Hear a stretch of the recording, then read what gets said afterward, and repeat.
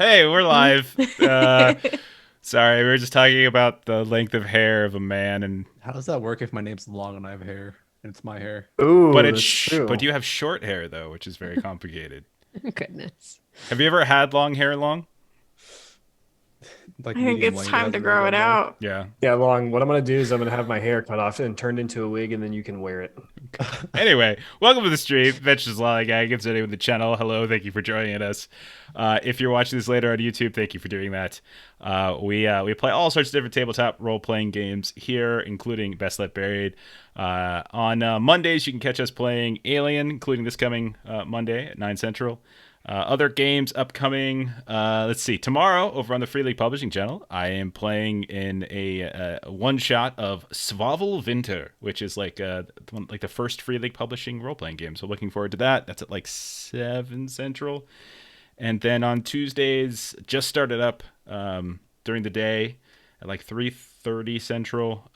You can catch me over on Garblock Games as we play through Call of Cthulhu, which is awesome, which is really creepy. So this creepy thing happened. Call of Cthulhu, Cthulhu-based stuff, right? So my character in that game is I described him as having a bunch of like wounds and stuff on his face, like he's always looking like he's been in a recent fight. And like sometime later that night, I have this big cut on my forehead. I have no idea where it came from. Like I don't know what happened, and so I feel like it's just the game coming out of the screen, and I'm haunted or some shit. So I don't know, Probably. something like that. So anyway, hi. Um, so Best Left Buried is a fantasy horror game. It is a kind of a dungeon crawl, but we're doing more like a hex crawl. But it's kind of serving the same basic purpose, and it's a game that's fairly easy to play. And we are, I think, doing our final episode of a 3 episode arc where we've been exploring a valley in the north surrounding a small town called Bromwell. We're going to go around really quickly, and everyone's going to tell us about who they're playing, what's your archetype, what are you playing, that kind of thing. What's something you're good at, and any specific defining feature of your character. And let's start with Long. So Long, what you got? Playing Leon, the dastard. Failed career as a storyteller. He didn't really get his facts straight when telling those stories in the library. And defining feature, I've got that long pink scarf. Do you? Okay. Um, what was I going to ask you? So a dastard. Is a dastard like a rogue? Yeah, it's a roguish type. Okay. All right. Do you have any abilities that are like roguish like? There's one called Lovable Rogue. So when I'm talking like NPCs and stuff, I was like upper hand on charms. Sure. Okay. So you like wits checks and stuff like that. Perfect. All right. Let's keep going. Ashley, hi. What's up? Hi, hello. I'm playing Sophie. She is our believer. She used to be a nun. Didn't quite pan out for her. Believers tend to be kind of like casters, holy people. So she's technically like our group's healer. Um, she's good at healing, eating human bodies, um, raising corpses. Mm-hmm. You know, just cool, normal, nun-like things. It's so crazy because like we rolled our characters pretty randomly. Everything was pretty random, and you've basically got like all the stuff that you usually like to get, which is just like dismemberment, cannibalism, stuff with raising. I did the random generator website you sent to create her. Yeah. And then you rolled my consequences or afflictions that I got. Mm-hmm. And you were a begrudging cannibal, so that's kind of how it works. Yep. And I'm brittle-minded as well now. Was reminded to do again? Grip checks. I roll at disadvantage. Oh, that's not good at all. You roll at against the odds. This isn't the world's most popular role-playing game. What are you talking about? I've never played that one really, so. So is there one is there like a physical feature that we know about Sophie? I know that I remember the scarf for Leon, but do we remember anything about Sophie that we can look at and see? She's still in full nun regalia. Okay, she's still so clinging. like they never asked her for the regalia back. Well, she stole it, so that's part of why she's didn't quite pan out. Yeah, that's true. Yeah. Justin, I'm gonna jumping down really quick. Justin, did you ever watch that Warrior Nun show on Netflix that we had talked about reviewing back when we did a podcast together? I did not. I remember I said, "Hey, there's this new nun show on Netflix. Should I watch it?" You said, "No, I did it for you. It's terrible." I said, nah, it's okay. You're all right. You don't need to. It's fine. Okay. Anyway, so it's different. You can still watch it. You should watch fine. Tusk again. Oh God, Justin doesn't like Tusk. Doesn't like Tusk at all. It's crazy. Let's see who's next. Derek. Yes, my character's name is Hohrion. I am an outcast, so I live, off on my own, doing my own thing. Used to be a tallyman for the kingdom, but the king and I don't see eye to eye anymore as he threw me under the bus for something. So I'm no longer a knight. The biggest physical characteristic is I'm the only character in full plate armor. I'm just a big hurt. I do lots of hurt. I could take lots of hurt. That's Hohrion in a nutshell. Perfect. All right. Moving on. Let's go over to Melissa. So I am playing Katrak. She is the dwarf of the party. The interesting thing is that last time she picked up a consequence.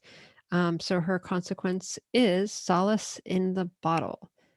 So now whenever I rest, I have to do so while dulling my mind with drugs or alcohol. Okay. It hasn't come into play yet because we've been busy doing other things and not resting. But yeah. Just basically art mirroring everyday life, because that's basically no, it's Right. not at all. It's not at all. Lost Okay, in the sauce. that's Melissa for you. God, just such a lush. The Long Island iced teas. Oh my God. Okay, and finally, this big beautiful man with his big beautiful haircut, Justin. So I'm playing Jimmy O'Hare. I am a small folk, and pretty much the best characteristic of me is I am happy-go-lucky. And because of things that have happened, I've actually gotten a consequence, which is long for the road. So it basically makes me really, really like jonesing for adventure constantly. So I'm just a guy who's in great mood, who just wants to get on the next adventure, doesn't want to head home, just wants to be out and about and doing things. And I also got these tiny little baby hands. So that's what I am. I'm just a small little guy who's ready to go. But you No, it's suffered. interesting. Go ahead, Derek. I was gonna say it's interesting. According to psychological literature, psychopaths often don't stay in one place too long and are always looking happy-go-lucky and smiley. Is O'Hare a psychopath? What is that? Because you did try to kill us last session. We don't know that. The characters true. don't know that, but What is that correlation with small hands? Have yourself a little case. So, in addition to the small hands, you have something else going on with you. Do you remember this? I don't. Do you don't remember? You have Oh, you don't tapeworms. remember being infected? You've been infected by the hair thing that's going Like on. this hair thing, and I can kind of like quasi communicate or understand Yeah. hair creatures, and so I'm also like starting to get covered in hair from the inside and out, That's which true. couldn't be better. Again, art imitating life. So that's great. Yeah. Insulation, one might say. So let's just get into a quick summary. You all have traveled. You all are part of a crypto company. You've been traveling north, searching for leads, searching for something that you can bring back to the company. You can't go back empty-handed. Not this time. You got to bring back something or some things of worth, of value, so that the company can, pay its rent or buy its food or buy supplies, that kind of thing. And so you're investigating this valley to the north by this village, Bromwell. And as you traveled here, you discovered that Bromwell is kind of a sort of a dilapidated village that's fallen apart a bit. There's also like this big dragon-like creature that's flying through the air, seeming to shed its like gray-white hair all over the valley.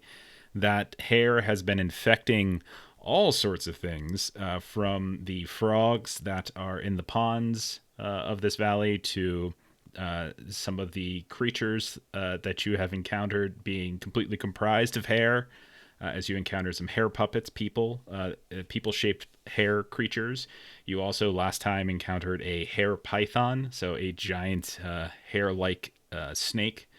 And they seem to have been congregating within some caves, these haunted grottos. And there were kind of two factions that were competing within those caves. One of them being these hair puppets, another of them being these ghostly, floating, talking ram skulls, who you all decided to align yourselves with. They went ahead and inhabited all of you, with the exception of O'Hare, because they couldn't, because he was already infected. And what they were basically going to do is protect you from infection, in exchange for you helping to eliminate the hair puppets who were starting to congregate in these caves that the skulls had long inhabited, and made their own village. And so you're going to help throw them out and burn them down. As Justin said, O'Hare has been he's infected, and he's getting these weird telepathic type feelings from these hair puppets, and was definitely torn about doing anything bad to them. As you guys were running away from this village, one of you stole a baby. Who was that? Was that you, Catrak? Did you steal a baby? Yeah, I did. And O'Hare collapsed. O'Hare, and I think with the Hohrion who gave him a hand, collapsed the cave opening that went into these grottos. Totally intentionally to help us. Totally. That was exactly the reason. Trapping all of these folks inside, these hair puppets inside. Meanwhile, those of you who have these ram skulls that have been inhabiting you are complaining because you weren't supposed to destroy it. You weren't supposed to destroy the actual place, but you kind of did. And then the other thing is, you fought that hair python. You found some poachers who apparently were trying to smuggle some kind of weird obsidian, almost jewel or decorative weapons of some kind. They had a handful, and they look like they could be worth something. So that's it. We haven't blown anything up yet, Christopher, but there's still time. There's 2 hours, so who knows? So do we want to? So it's towards the end of the day at this point. We'll say it's not quite. It's afternoon. The day is waning, and you're outside. You're a little bit down the slope from the grottos at this point. There's that nearby. There's that flat rock upon which a goat had been slaughtered, and there was poison that was left in its entrails that Catrak had examined at some point. You've got the skull ghosts that are in all of you that are a little frustrated about the fact that this stuff has collapsed, but they're hoping maybe they can find a way in because they're much smaller, but they're mildly satisfied. And you've got O'Hare. You've got a baby. You've got a baby, and overhead you see this big shadow just fly by, and this big tuft of white silver fur just float down to the ground and flop along some of the rocks. What would you all like to do? This is a hex crawl. You all get to decide what to do.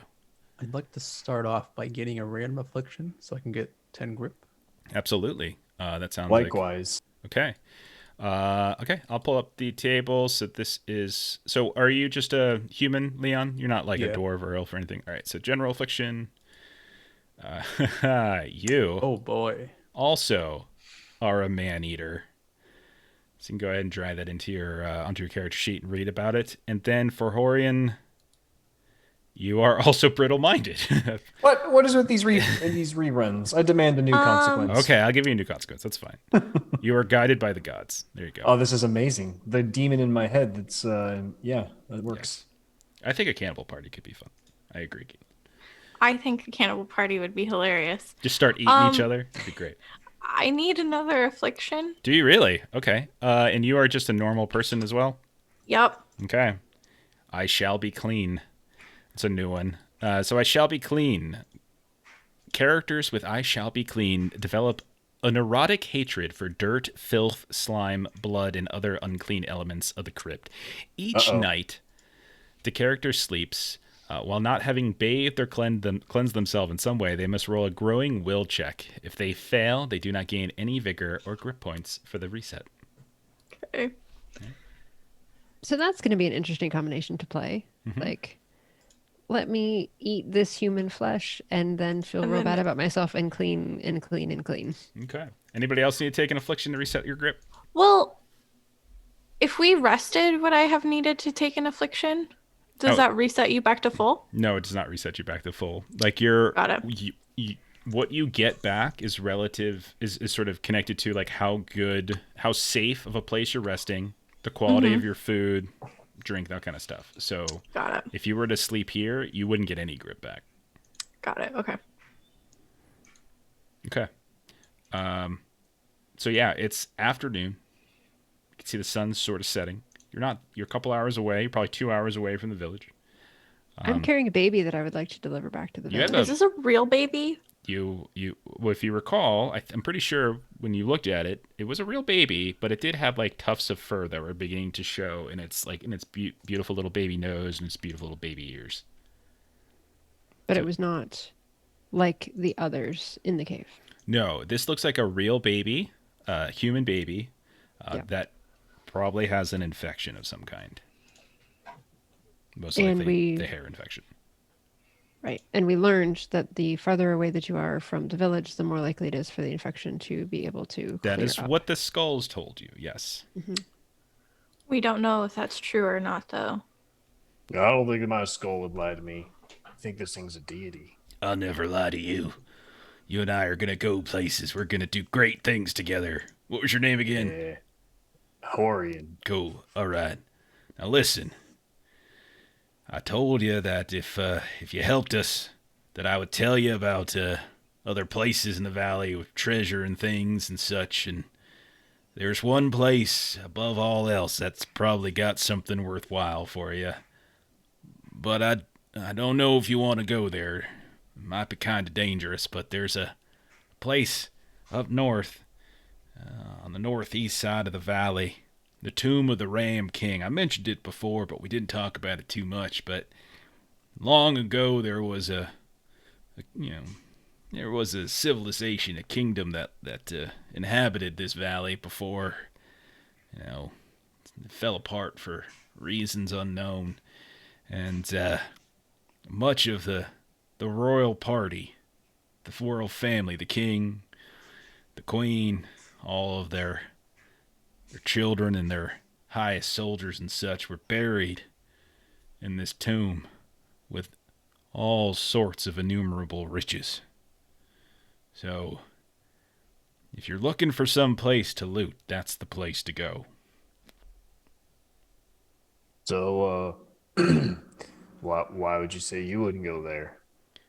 Well, part of the reason that, the kingdom to the north fell apart is because, again, this is just, something we heard because we don't leave the valley. It's because, well, there was a dragon, they tried to fight it, and that didn't work. Rumor has it that there might be reason to believe that the dragon has made the tomb its home. That's a pretty good reason. But you and me together, we can take it, I think. I'm down. We don't need the rest of these frickin' just you, me. I'll bring a couple of my friends, 6-pack, it'll be great. I'm just kind of Horion's kind of just nodding to himself. as he's talking to himself. Yeah. On the way back to town, I'd like to try and sneak off towards that poacher site. Would you now? Okay. Yes. So a couple things again. So as you start traveling back to town, let me just do a quick see what you see. Okay. Yeah, I mean, as you start heading back through that little sparse forest, you don't hear the sounds of any creatures. You don't see any more hair puppets or hair pythons or any other. You don't see any poachers. just kind of a fog has begun to meander around and through the trees. You do start feeling some mosquitoes and stuff on your kind of biting you here and there, but otherwise it's a mild travel. Yeah, I'm here, so if the bodies we left behind are still here. Okay, so you're I'd trying to get do some this flesh. without anybody noticing you, right? Right, if I can break away. Yeah, go somewhere. ahead and roll a wits check.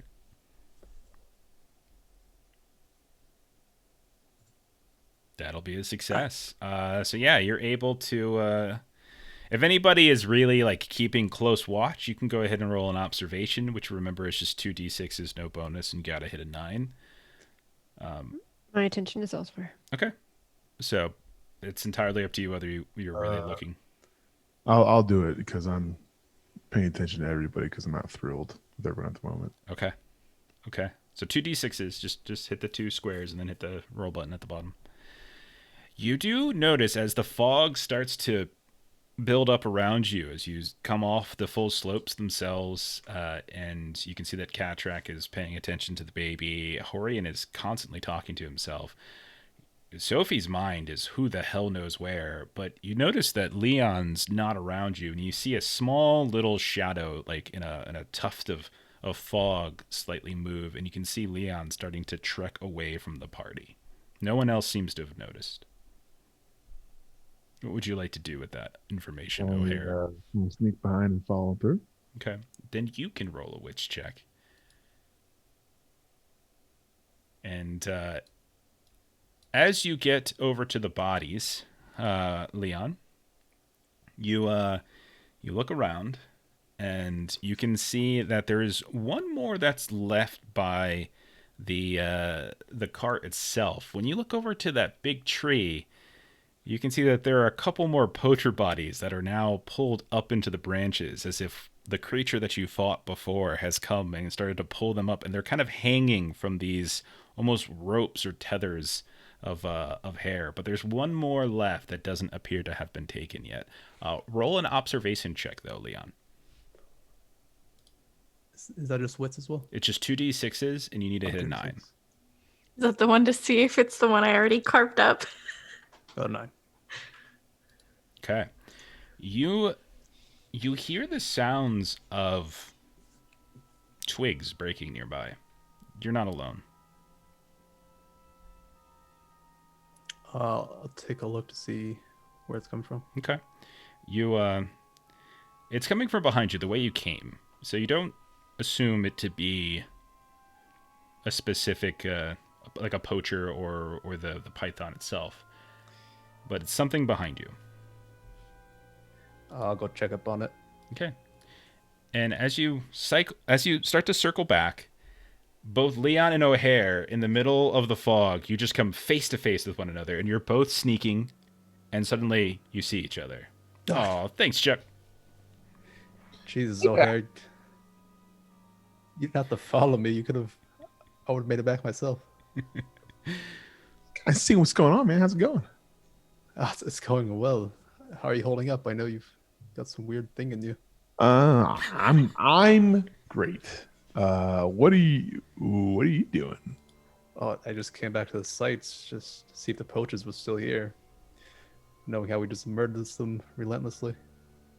Yeah, I think things have been a little bit crazy. It's good to see that things are kind of finally like settling down. So, you need some help? Oh, down, buddy. Yeah, it looks like the snake didn't get one of these. Maybe we can help him, give him peace. I'll help whatever you need, man. I'm here to help you. You know. Okay. Yeah. So the two of you you're just looking at each other and you're just digging a grave for this poacher that you murdered earlier in the day. Okay. Yeah, I'm just like, best we can. So that happens. So this whole time you're just kind of staring at one another. And then any opportunity, I want to sneak a piece of him. Okay. For later. All right. So we'll do this again. Oh no, the shovel slipped. Okay. So how would you try to create an opportunity, Leon? What would you try to do to sort of distract him or something like that? What I got here? Or just think of a clever thing to do. It doesn't even have to be something from your items. And as you're digging and you're like getting ready to bury, you see this man's like, he's a very tall man. He's got to be like 6'4". He's got a big bushy brown beard. He's wearing a hat, like a weird kind of baseball hat, kind of strange. It says like DCC or something on it. And yeah, he's Before we cover the hole up, I'll ask him to see if he can go check out the other corpses, see if they're possible to salvage those. So when you point over towards him, O'Hara, you see hanging from the tree, almost like all but one of the other poachers that you had fought earlier in the day. They're just hanging from the trees themselves.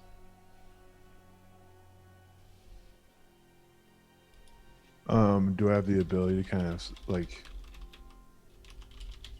look around and kind of recognize that things are not right? Roll an observation check. You would know that there was a monster earlier today, but you don't. Observation see would it. be It's the same thing as before. 2d6 is no bonus, just straight up 2d6, and all you're looking for is a 9. Yeah, you don't see the creature anymore, and you can see Leon's he's just digging away. all right. Nothing really to notice here. Just couple of dead bodies. Yeah. Okay. So you wander over, and you're just looking up, and you can see the dead bodies. And while this happens, Leon, you just cut off the feet of this giant 6'4" man, and you're ready to go. Nice. When you come back, O'Hare, we'll say for your troubles, like as like the bodies are hung upside down, a couple coins just drop on your face, like just hit you right in the face. You can get like a couple coins of silver that you just happened not to loot earlier, and you kind of obsess your time collecting them. And then when you come back, Leon's got the body mostly buried, and the two of you just kind of finish it off. Thank you, Bert. Appreciate that. Bird is dropping the coins on your face, Yes. Justin. Yes. Okay. So, what are the other three of you doing? While as you're continuing to walk back, by the way, Hohrion talking to his ghost friend that's inside of him. Catrek, you're paying attention to the baby. Sophie, what are you doing? Sophie has an absurd amount of afflictions at this point. I Nice. have 4. Oh. Okay. So I don't think there's a maximum. So we'll I just don't go. think so. So we just keep going. So I Shall Be Clean is like her newest one, and I want that to kind of like affect her more than just at night before resting. Mhm. So she's got her little water thing, and she's like obsessively like cleaning her hands. And then I also have Guided by the Gods. So I'm probably gonna pull a coin out of Horion's book, and I'm gonna start thinking that my ghost in my head is a god talking to me. Okay. Wait, you And- also got guided by the gods? I've had this one. She gets that at the start. That's what a Yeah. believer gets that at the start. Yeah. Yeah. So originally I was guided by my holy god, but with my brittle mindedness, I'm making it change up a little bit. And my ghost in my head was telling me how he could give me magical powers. Okay. Yeah. Oh, And yes. so I'm I can give you all sorts of magical powers, just wonderful powers. Powers beyond your comprehension. Yes. what bodies? Yes. What Yes. if more? We'll need several. Yes, several. Okay. Do you think there's enough in the town still? Oh, I think that's a good start. Yes, very much so. Okay. And then you just hear like like Catrek just hears Sophie just like Okay. and like just losing it. Okay. Fair enough. It's not distressing at all. So, as the three of you continue, not noticing that Leon and O'Hare aren't there, you come across like the sound of something as the sun's going down, and you hear kind of a creaking nearby. This little just slow, kind of monotonous creak, and then like a thump, and then a creak, and then thump. And as you take a few steps forward, I'm sure one of you by this point has probably pulled out a lantern or a torch. Mm-hmm. You can see in the fog ahead, there is a shadow that seems to be hanging from a very thick branch of a tree near the cemetery, the graveyard.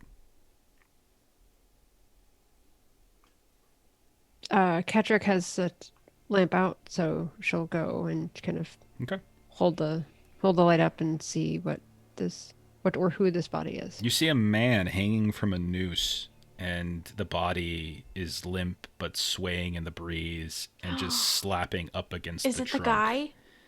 That was going to be my question. And as you look at the face, you do recognize the drunken man who was the father of a baby, and he was staring at a gallows outside of the temple in Bromwell. And this is in fact him, and he is most certainly dead.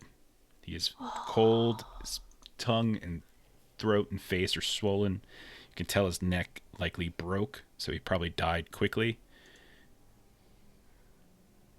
Katrick will go over to Hohrion. Can you hold the baby for a moment? I just spoke with this man, and I would like to give him a proper. Hohrion's gonna like. He's like, I don't like people and little people. I don't know. So he's just like holding it by like the scruff of its neck or whatever doesn't hurt it. Like Hohrion's not a just out of his cat. element. Hohrion's out of his element, just like holding it like a lantern. Like, what the hell do you do with this thing? Okay. And it's just...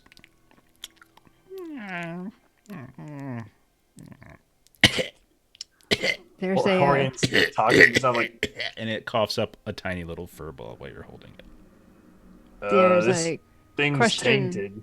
in the chat earlier if it has a Sam Elliott mustache with all of the hair coming out of its nose. Oh, it's a little baby Sam Elliott mustache. One day it will grow up to be a full Sam Elliott mustache. Oh.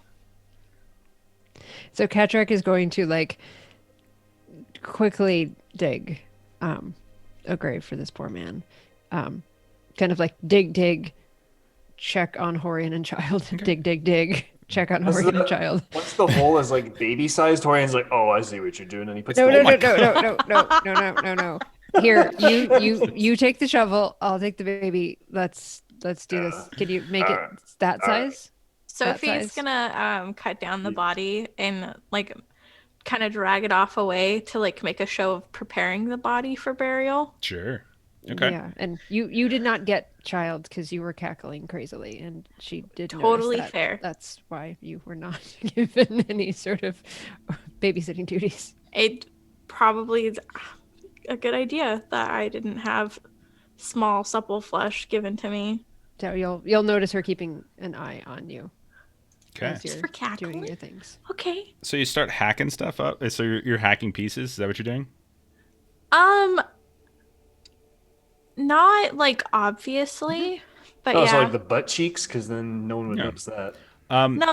Hohrion and Katrick, you can roll observation checks, but you got to do it at against the odds because one of you is watching a baby and the other is digging a grave. So I mean, it's Hohrion. It's like 3 swipes with a shovel, and there's a perfect hole in the ground. But okay.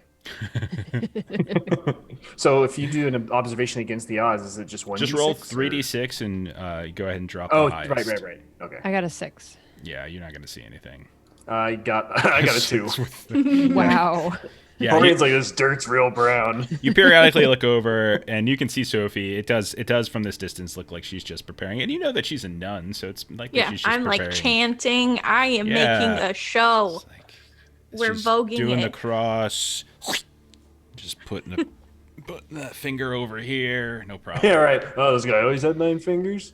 And it's at this point I'm that like actively gobbling something. Like, Ew. that's one for me and one for the road. All right. And at this point, Leon and O'Hare, you stumble upon them. Everyone just went off in separate directions and buried a body and cut it to bits so that you can eat it later. We'll fast forward a little bit as you return to town.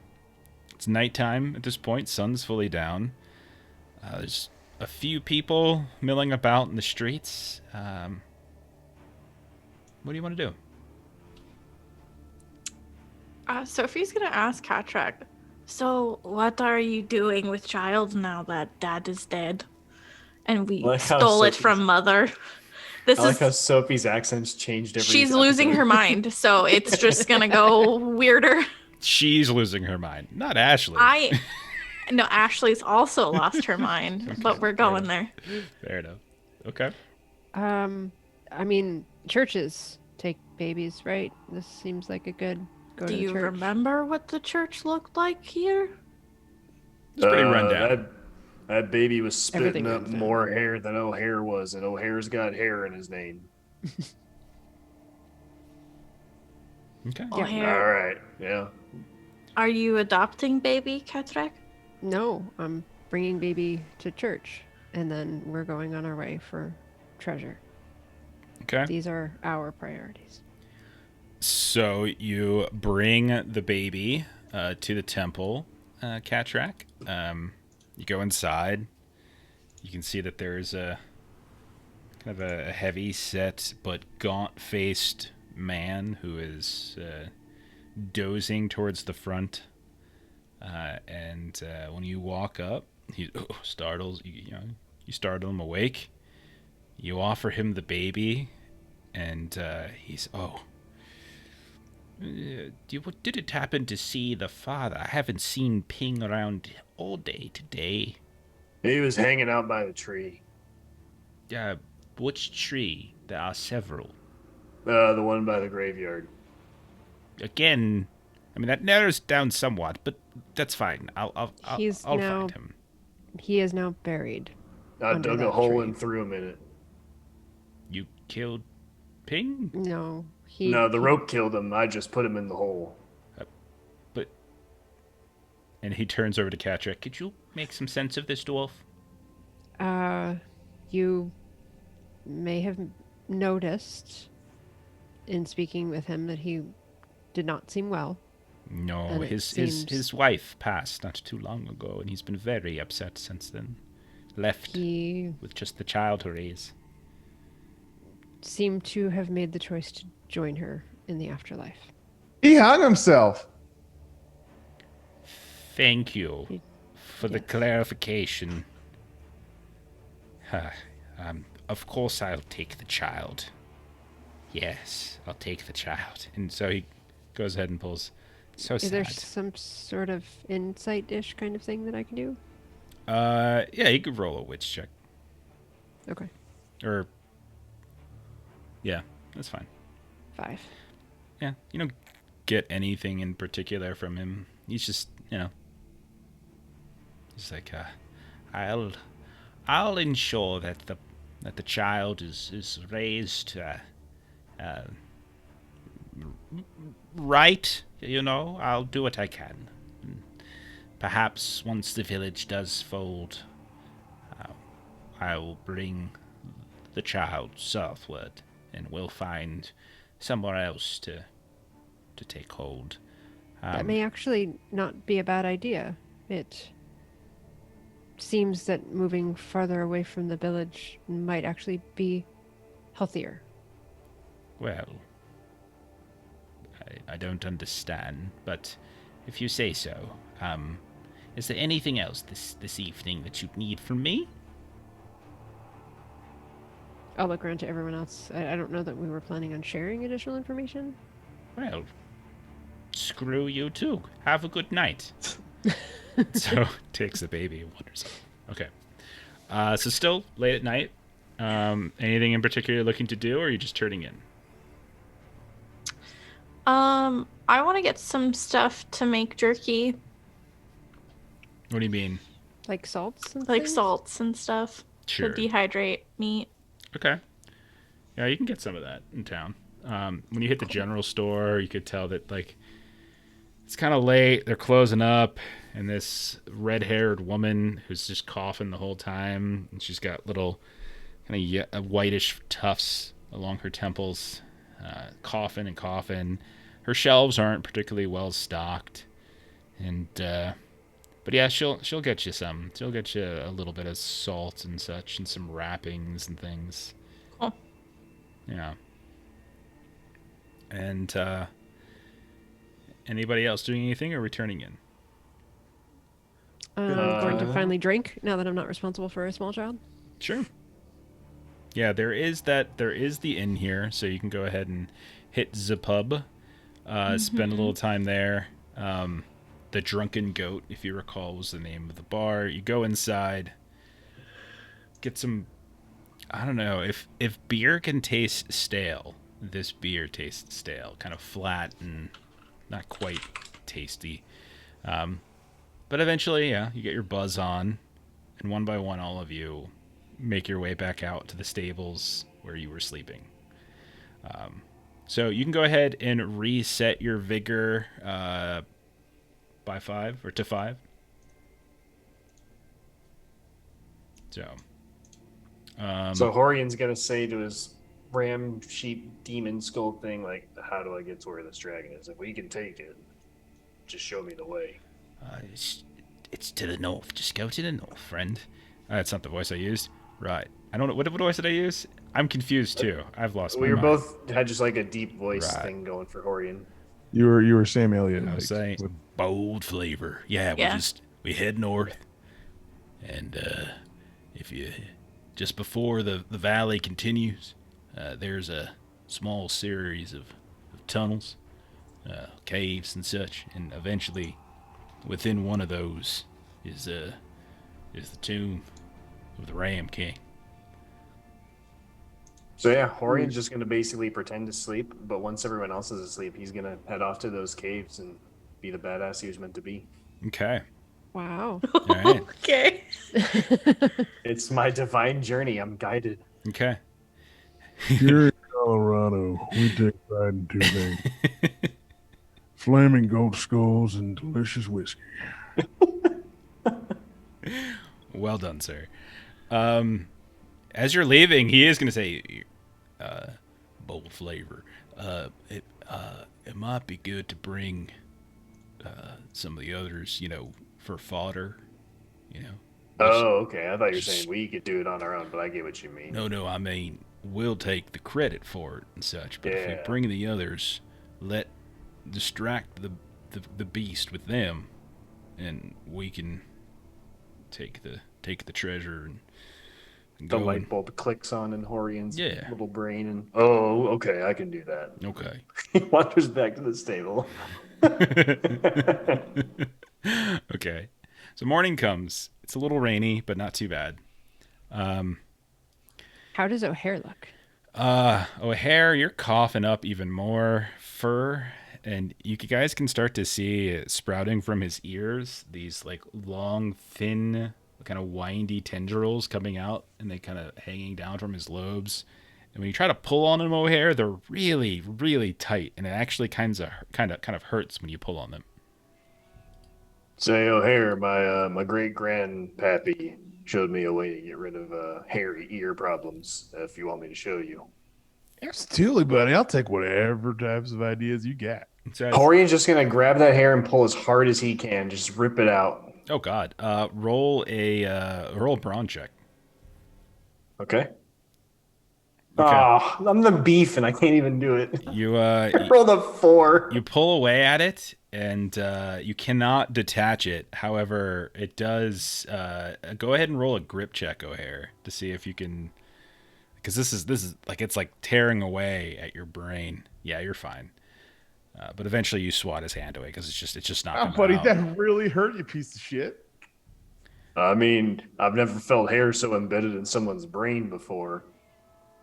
Sophie, when you wake up, you look over at the little basin and stuff where you were, cleaned up the night before. You saw there's like this little ginger cat that was nearby, like little tabby.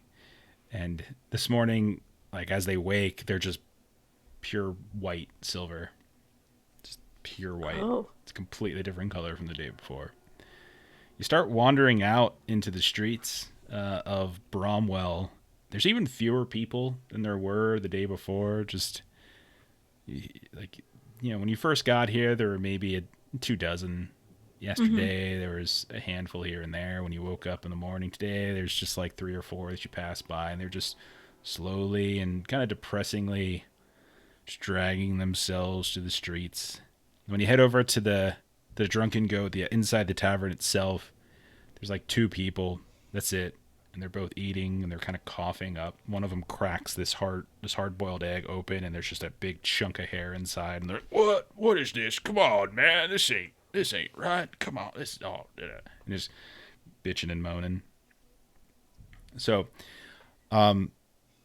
you have these things on you. You have a handful of these like obsidian weapons and things, which are decently valuable. But if you had more, it would probably, like, you only have like 3 or 4 of them or so, But if you had a bunch, and then Hohrion, you have this idea about there being a tomb, perhaps, of even more riches from a king that's been buried. You also heard rumors of of some kind of like old ruin to the east called Ramshead Hill, where like there were kind of weird stuff going on with sheep and stuff. But as you all are eating your clearly hairy breakfast and picking the hair out as best you can, what are you all deciding to do today? Horion's eating his own ration, so he's not eating hair soup or whatever. Fair enough. Yeah.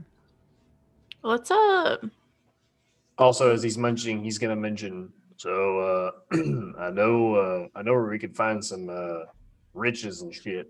That dragon, I remember because I used to be a knight. This is part of night school. Dragons love to sleep. Dragons love to sleep on piles of gold, no matter what lore you're a part of. I don't know where that came from. Anyway, there's going to be a lot of stuff in its hoard. So I say we go there and we'll score big and we can be done.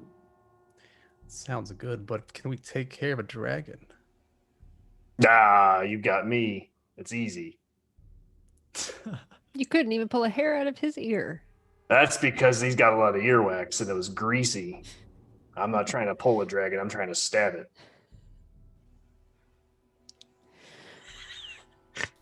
Well, There's some logic to that, actually. Hohrion impresses sometimes. Not good logic, but it's logic. If this is we the think place that's- the skulls we're talking about, might as well check it out. and the farther away from the village that might be better for our companion over here.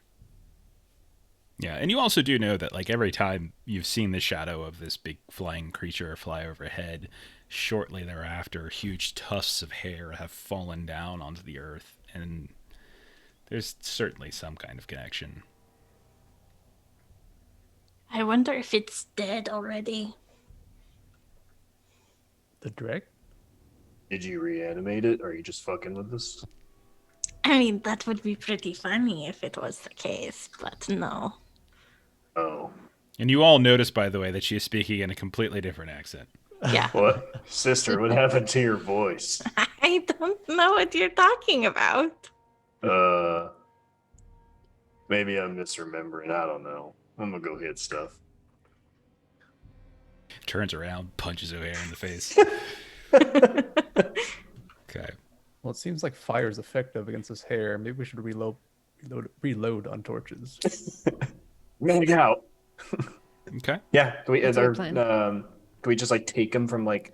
I'm assuming they just sit in like the sconces or whatever those things are called that holds a torch holder. Oh, like the tiki torch? Like, there's like tiki torches, basically. Well, yeah, or just like little metal things you could pull like the torch out of. Yeah, I mean, you've noticed that people haven't really been tending to the stuff around town very much. Like, when you were walking around the night before, none of them were lit. Like, whoever was responsible for doing it doesn't seem to have done it. A couple of the homes in the village, like, the doors are just open, and people aren't even closing the doors. There is a general store, and so if you did see some, you would probably have to trade, like, between the salted meats and, or not, the salt for the meat and some other supplies. If you're looking for torches and oil and that kind of stuff, you'd probably want to trade one of those weapons, which would give you a decent chunk of change, and then you can get like all messload of stuff from them. Could Hohrion poke, since he's noticing fewer people in the town, could he poke his head into homes and see if any of them are empty and just loot the homes? Sure. As you start going through people's homes, let me get some stuff here. As you start going through people's homes, you do actually find that like there's plenty of like food in here. Like it's not good food. Like it's older vegetables, like root vegetables and stuff. Some of which have like roots that are popping out of them, like they're suggesting like potatoes and stuff that if you cut around it, you're probably okay, but there's definitely nearing their shelf life. Onions that if you peel away the first 2 or 3 layers, it's probably edible. You don't really notice anything like super valuable. You do find like a handful of like copper coins and stuff here and there. These again are not particularly rich people.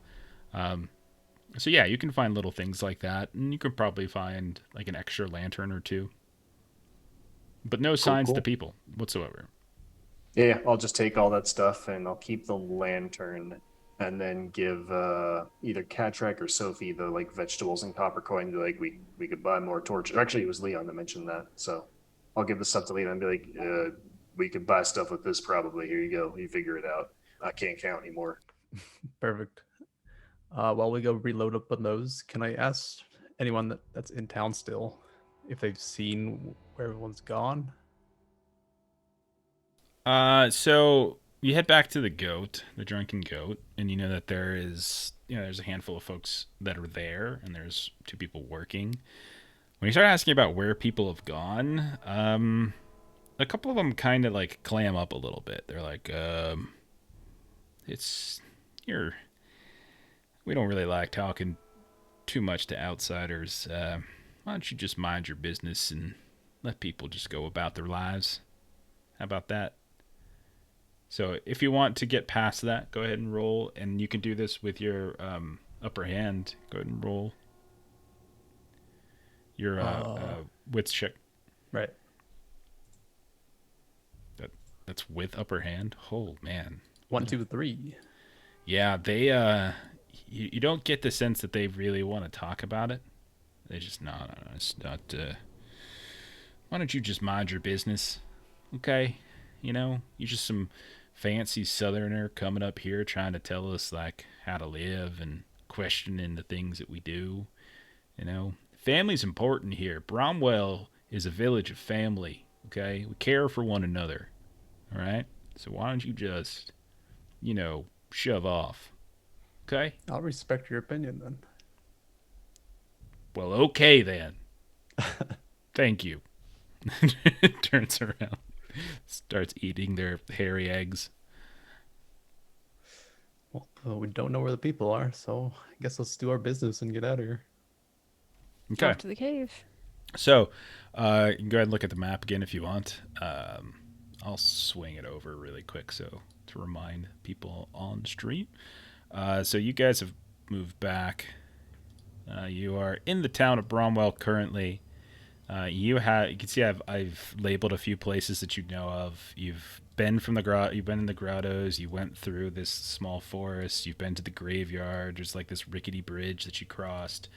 A little further south was the pond. You've heard of this place to the east called Ram's Head Hill, and you know that somewhere to the north, in the kind of the hills and the mountains to the north, Hohrion, if your ghost skull ram thingy in your body is telling the truth, is somewhere up there. So it's just a question of kind of which direction you want to go. Immediately north, it's a little hillier, and then if you took more of a kind of an eastwardly turn, it's a little the actual terrain you can tell just from being propped up on top of this small hill that Bromwell has been built upon. You can see that's a little bit easier to travel. So it's just kind of up to you all in which direction you want to go.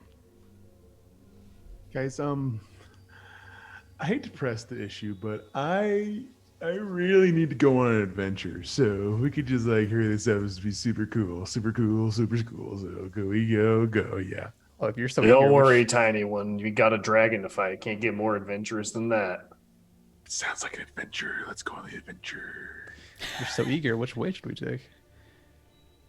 Dragon sounds super cool. Let's get some dragons going. So dragons.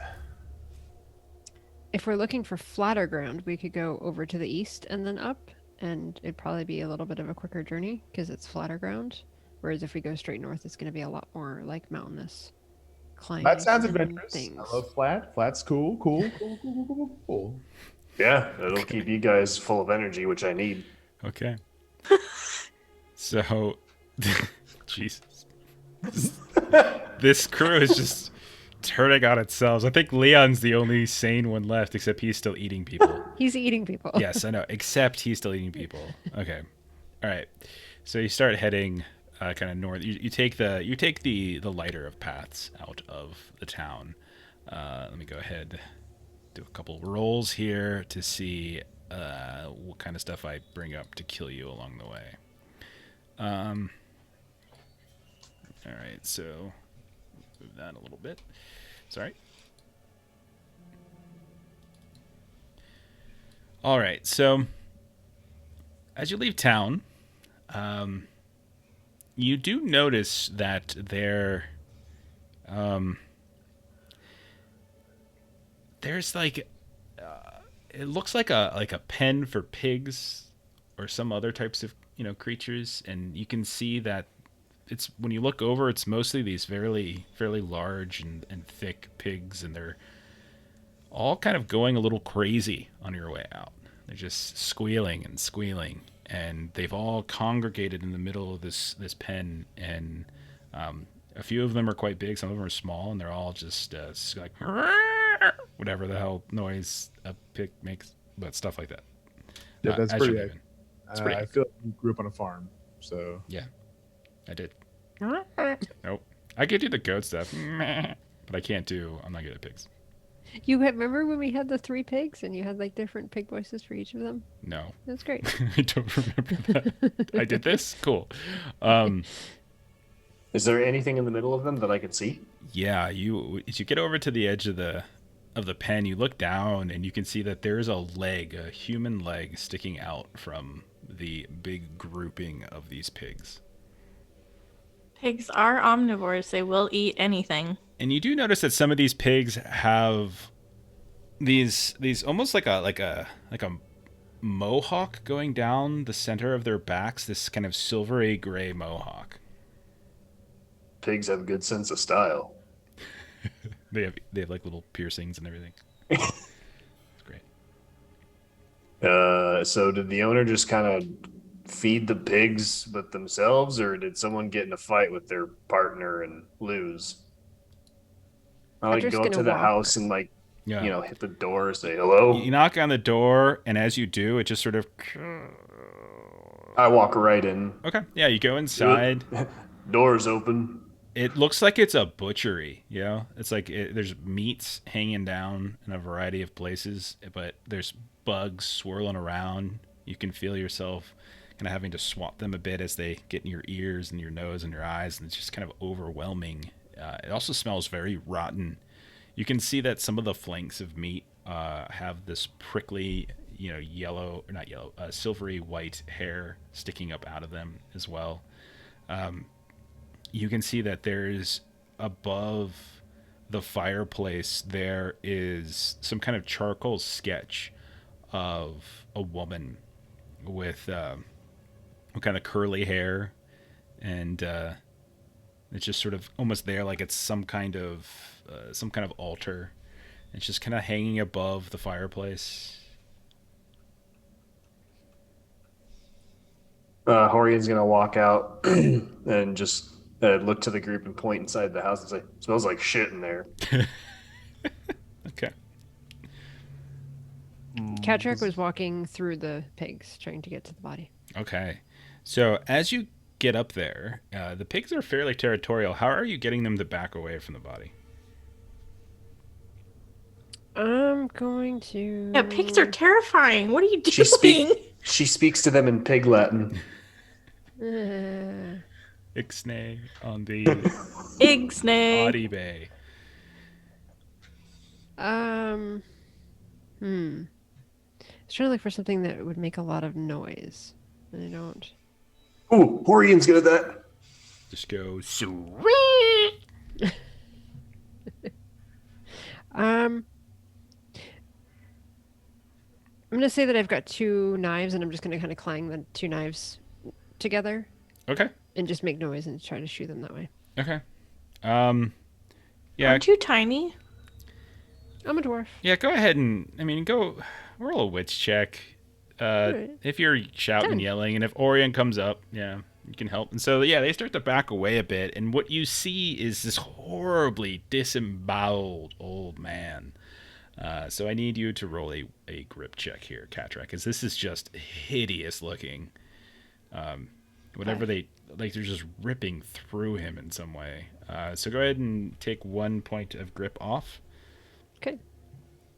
as you're kind of just sort of taken back by just how just unfathomably disgusting it is. You probably eat plenty of pig, bacon, all that kind of stuff, and this is apparently what they feed them. But they back away for a bit, but they're also kind of snarling at you, and they're looking, and they blood dripping down, flesh, viscera from their mouths, and cover it up in their snouts. And you can see that as they're staring at you, they have these little tufts of silver white fur coming out of their noses, and they're all kind of a little antsy, and he looks like they're kind of sizing you up at this point. Can I make a general estimation of how long I think they've been at this? Roll a will check, I guess. To just see. None. Yeah. They've probably been at it all morning, maybe through the, at least all morning, maybe last night. Hey, Katrak. Should I call that man a ambulance? Sorry, Oh, I don't know what no. came over me. Oh no. Dear God, don't do this, please. Please. Sorry. I was getting brainwaves from another dimension. I don't know what a ambulance even is. And is there just the one body in here? The man Just the one. Older man, There's no baby body. no baby body, or woman? no woman.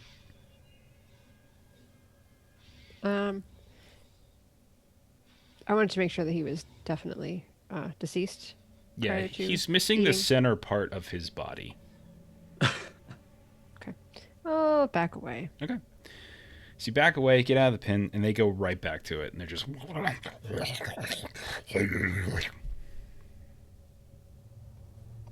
Well,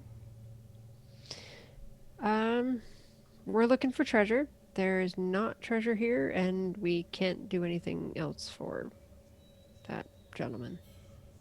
Do you leave the gate open or do you close it, Melissa? Close it. Okay. Okay. Like we're That's gonna animal murder cruelty. the town? No, we're gonna murder the town by proxy. Wouldn't be the first time. Okay. So you continue heading out of town. And eventually, man, Nightbot, just stop spamming. Nightbot should like time out Nightbot for spamming right now. All right, so you head out for a bit, and eventually, about an hour into your travels, which is mostly uneventful, light rain, fog, you come to this old hut. Sits up on stilts. It looks like these small stilts are like a kind of a raised porch underneath. There's short stilts. There's smoke that's twisting up out of the chimney, suggesting someone's there. Outside, you see that there is a garden. When you look kind of closely at it, it looks untended. Like it hasn't, like there's kind of weeds and stuff that are growing in it. And fairly close nearby, you can see there's a small little stream that's kind of weaving around the house. And on top of this boulder, about 20 feet away, you see a goat or a ram just kind of staring at you. Guys, my mama always told me that you come across a hut on stilts, a witch lives there. And I think we just came across a witch's hut. Katrak is going to ask the ram inside. Sorry, say that again? So, because we all have rams in, like, they're still joining us on this travel, right? The little ram's heads. The goat that- spirits. Oh, and those. everything. Okay, yeah. What do you ask them? You know that one? And the one in your head is just like, ha ha ha ha. No, we weren't. You know what? Never mind. You're not worth it. No, it's just a freaking animal. Just saying. Just asking. Can you, like, talk to it? See what it's up to? See what it's been seeing? No, it's an animal. Well, Do I look like an animal to you? Do you want me to answer that? I am a brilliant phantasmal force who has manifested in the guise of a ghostly ram skull. That is not the same thing as a wild ram creature. You Oh. fool. So you're better than him. Or her. Got it. You know, if we didn't make a deal with you to help you, I would be so out of here.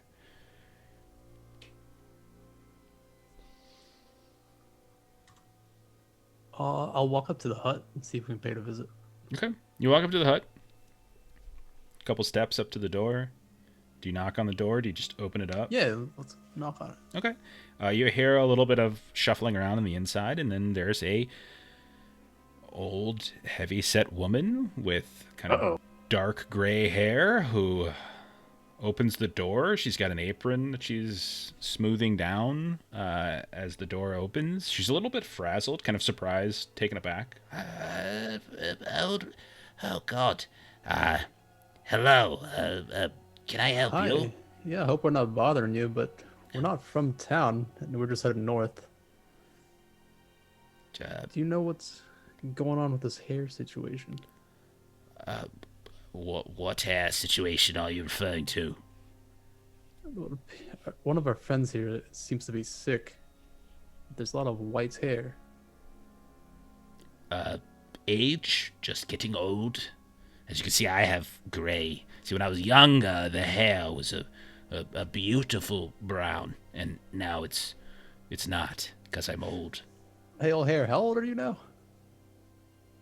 I am 7 years. No, I'm in my mid-20s. You know, living life. You know, how we do. Yeah, I don't think this young lad here, high on adventure, would be growing grays. Also, did you get white hair right about here? Shit. Oh, God, that looks terrible. What's wrong with you? Did you... That's gonna make a bad joke. Never mind. Yeah, that looks terrible. You should probably get that looked at or something. What are you doing out here on the edge of town? This is where I live. I suppose no one comes to visit often. I like my solitude. She's a little shifty. You could tell. Like, her eyes are constantly kind of looking back and forth. And every now and then she's, like, looking back over her shoulder a bit. You kind of hear something in the background. You hear kind of like...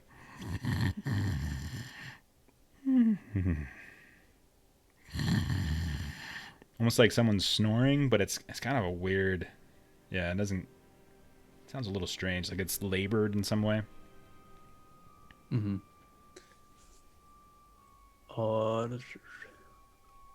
I suppose you haven't been near the Ram's cave, what was it? Ben? There's Grotto? Well, there's a couple different things. There's the Tomb of the Ram King. There's Ram's Head Hill, which is nearby, but the Tomb of the Ram King is a little bit further north, supposedly. Yeah, the tomb up north. You know anything of it? Oh, is it... maybe. Why? Yeah, we're headed there, and we're just trying to get as much information as we can. We know there's a dragon. Right. There is a dragon, but no, this dragon hasn't harmed anybody. Never hurt anyone. Why you all want to go messing around with the dragon? Seems foolhardy. We're trying our best not to mess with it and just grab some of its treasures. Okay. Just gonna steal from it then.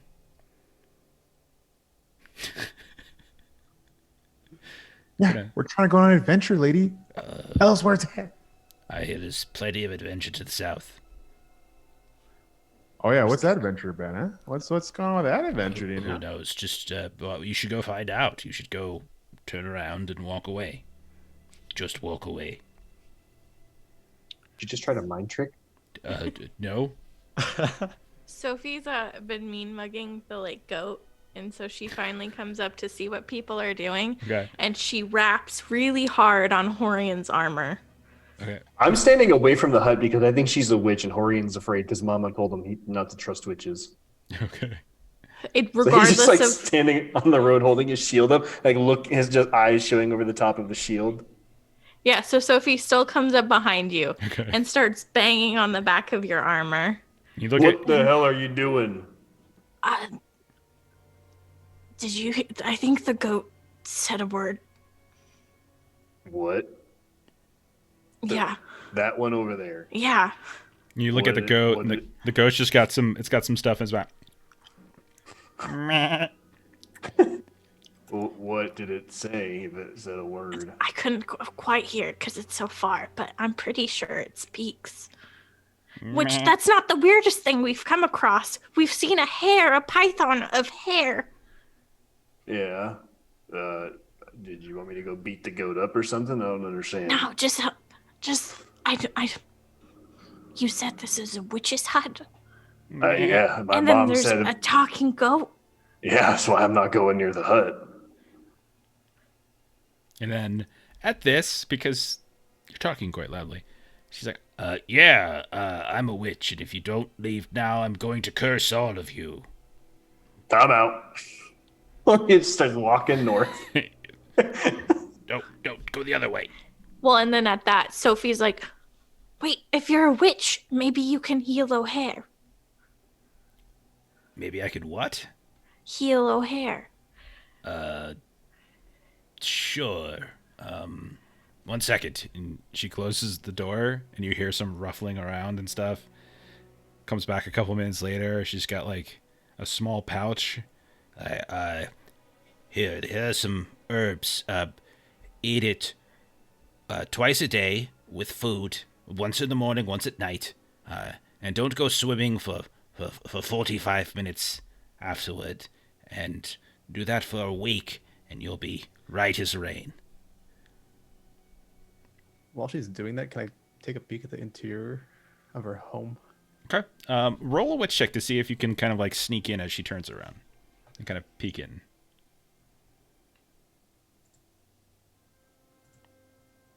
Okay. 7.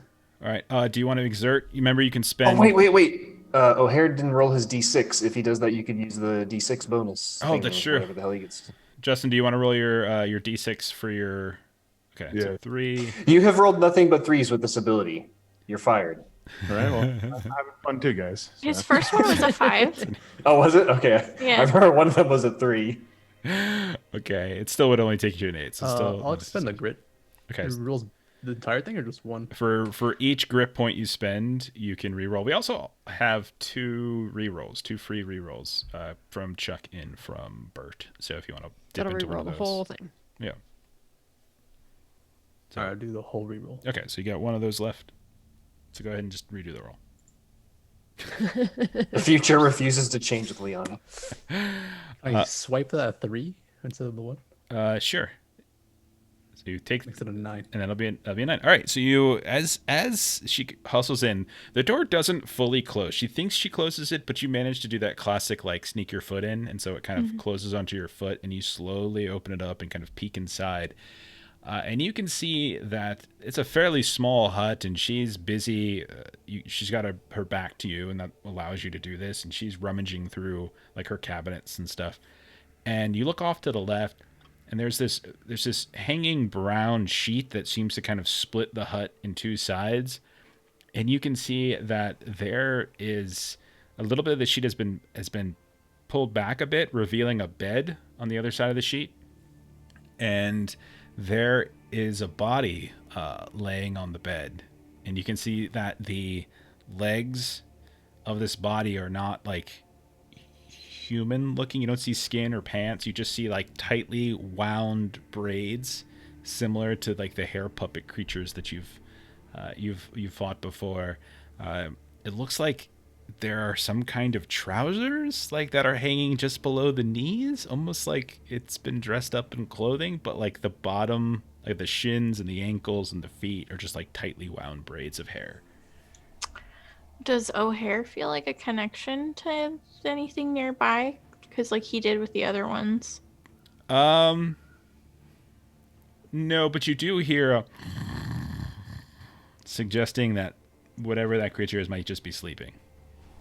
Can I kind of be like, because I'm small, what's going on in here? And kind of like trying to sneak in. Do you want to try to sneak in, or do you want to say what's going on in here? Because those sound like competing concepts. Let's go on here and just kind of get in. Again, still sounds like competing concepts. Like, are you saying that out loud? Because if you do that, she's going to hear you. Or are you trying to sneak in? I'll sneak. Again. Okay, witch check. And I'll say, because she's busy doing something, you can take the upper hand with this. Not that you need it. That's a hell of a roll. And you very deftly sneak under the arm of Leon, who has pushed the door open slightly. And you can get all the way back there, and you can see that there is an old man, shaped hair puppet, laying in this bed, this basic cot, nothing particularly fancy, but he's got these kind of large trousers that don't quite go all the way down to his ankles, and they seem a little bit too big. You can see that there's some fairly colorful suspenders that they have on their body, and like a too big size shirt that they're keeping tucked into their pants. It's like some kind of wool shirt. There's boots on the ground next to the bed itself. Jeff, are these boots with the fur? And then you do see a fireplace nearby that's crackling, and above it you can see like a funeral urn, the type of thing that somebody would keep ashes in, or something like that, or trinkets of somebody that has passed recently. Do I have any type of sense? It's another day's gone by. Has anything kind of improved with the way I kind of feel things with these people? Yeah, like I already answered that when Ashley, like it's just this creature seems to be sleeping. So you're getting like, we'll say like you're getting weird glimpses of images, but no, they're unconscious right now. Let me walk up and give him a little, hey buddy. Hey, Okay. wake up. So you do that, and this creature's and just starts kind of screaming, and you're getting in your head this sense of like fear, and they're like, where am I, oh, what's going on? And immediately, Leon, you see this woman. She turns around and she sees you standing in the doorway, holding the door open. She sees O'Hare, who has peeled back the bedsheet over by. Get away from him! Go! And she's wielding like a broom now, and she's just like swatting it at O'Hare. Oh, Hohrion's worst nightmare. How are you wielding handling the broom? this? Leave him alone! Leave him alone! How are the two of you handling it? Right. Who is he? He looks like one of the puppets. It's my husband. Get away from him. Get away from him. Who do you think you are? Leave him alone. O'Hare, you're being hit by a broom? Yeah, she's just she's like hitting the two of you, trying to push you out. Right, calm down. Mean no harm.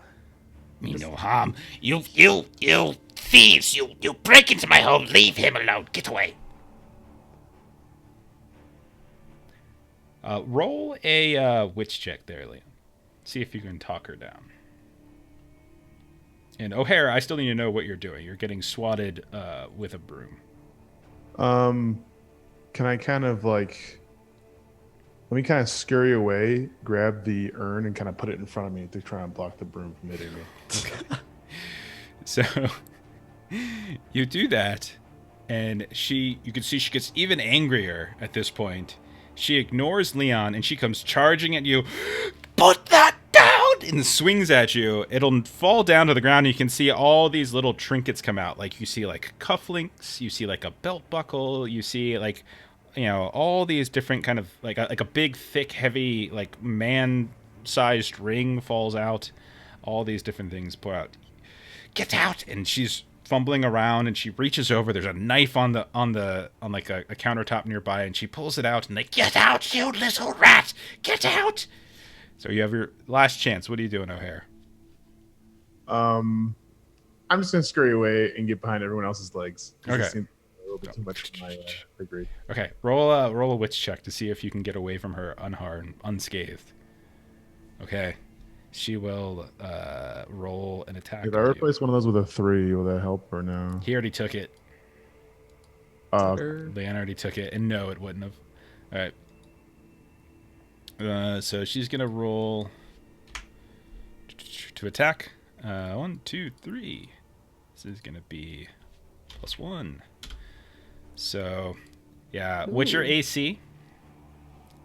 What's your armor? My armor is 8. Okay, she can get an 8, and she does 2 damage to you. So as you dive out, she slashes you across the arm, and just a cut of blood. She cuts through the clothing that you're wearing, and there's this big gash on your arm as you dodge and run out. And she turns around, wheeling at Leon, and she says to you, she doesn't attack you, Leon, but she says, You leave him alone. I've lived for too long by myself, and the gods have saw fit to return my husband. I don't care what form he takes. If any of you come into my home or near either of us again, I will curse you all into tiny little creatures, and I will grind you up and feed them to my goat outside. Is that understood? We get it, lady. We'll be out of your hair.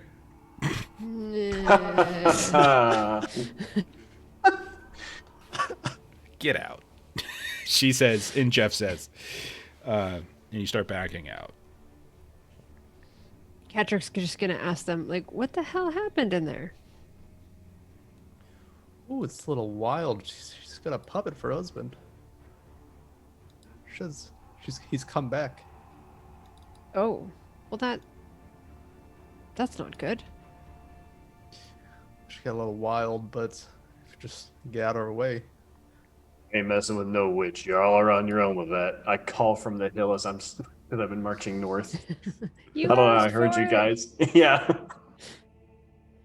Okay. So since we sort of retconned that a little bit, did we get the things for O'Hare to eat or no? Because all of that actually interrupted us actually getting whatever she Oh was yeah, bringing. the herbs. Yeah, we'll say that she, as part of like telling you all to stay away, she'll shove the herbs or whatever into Leon's chest and just push him out, and you just kind of stumble down the stairs, and she slams the door on you.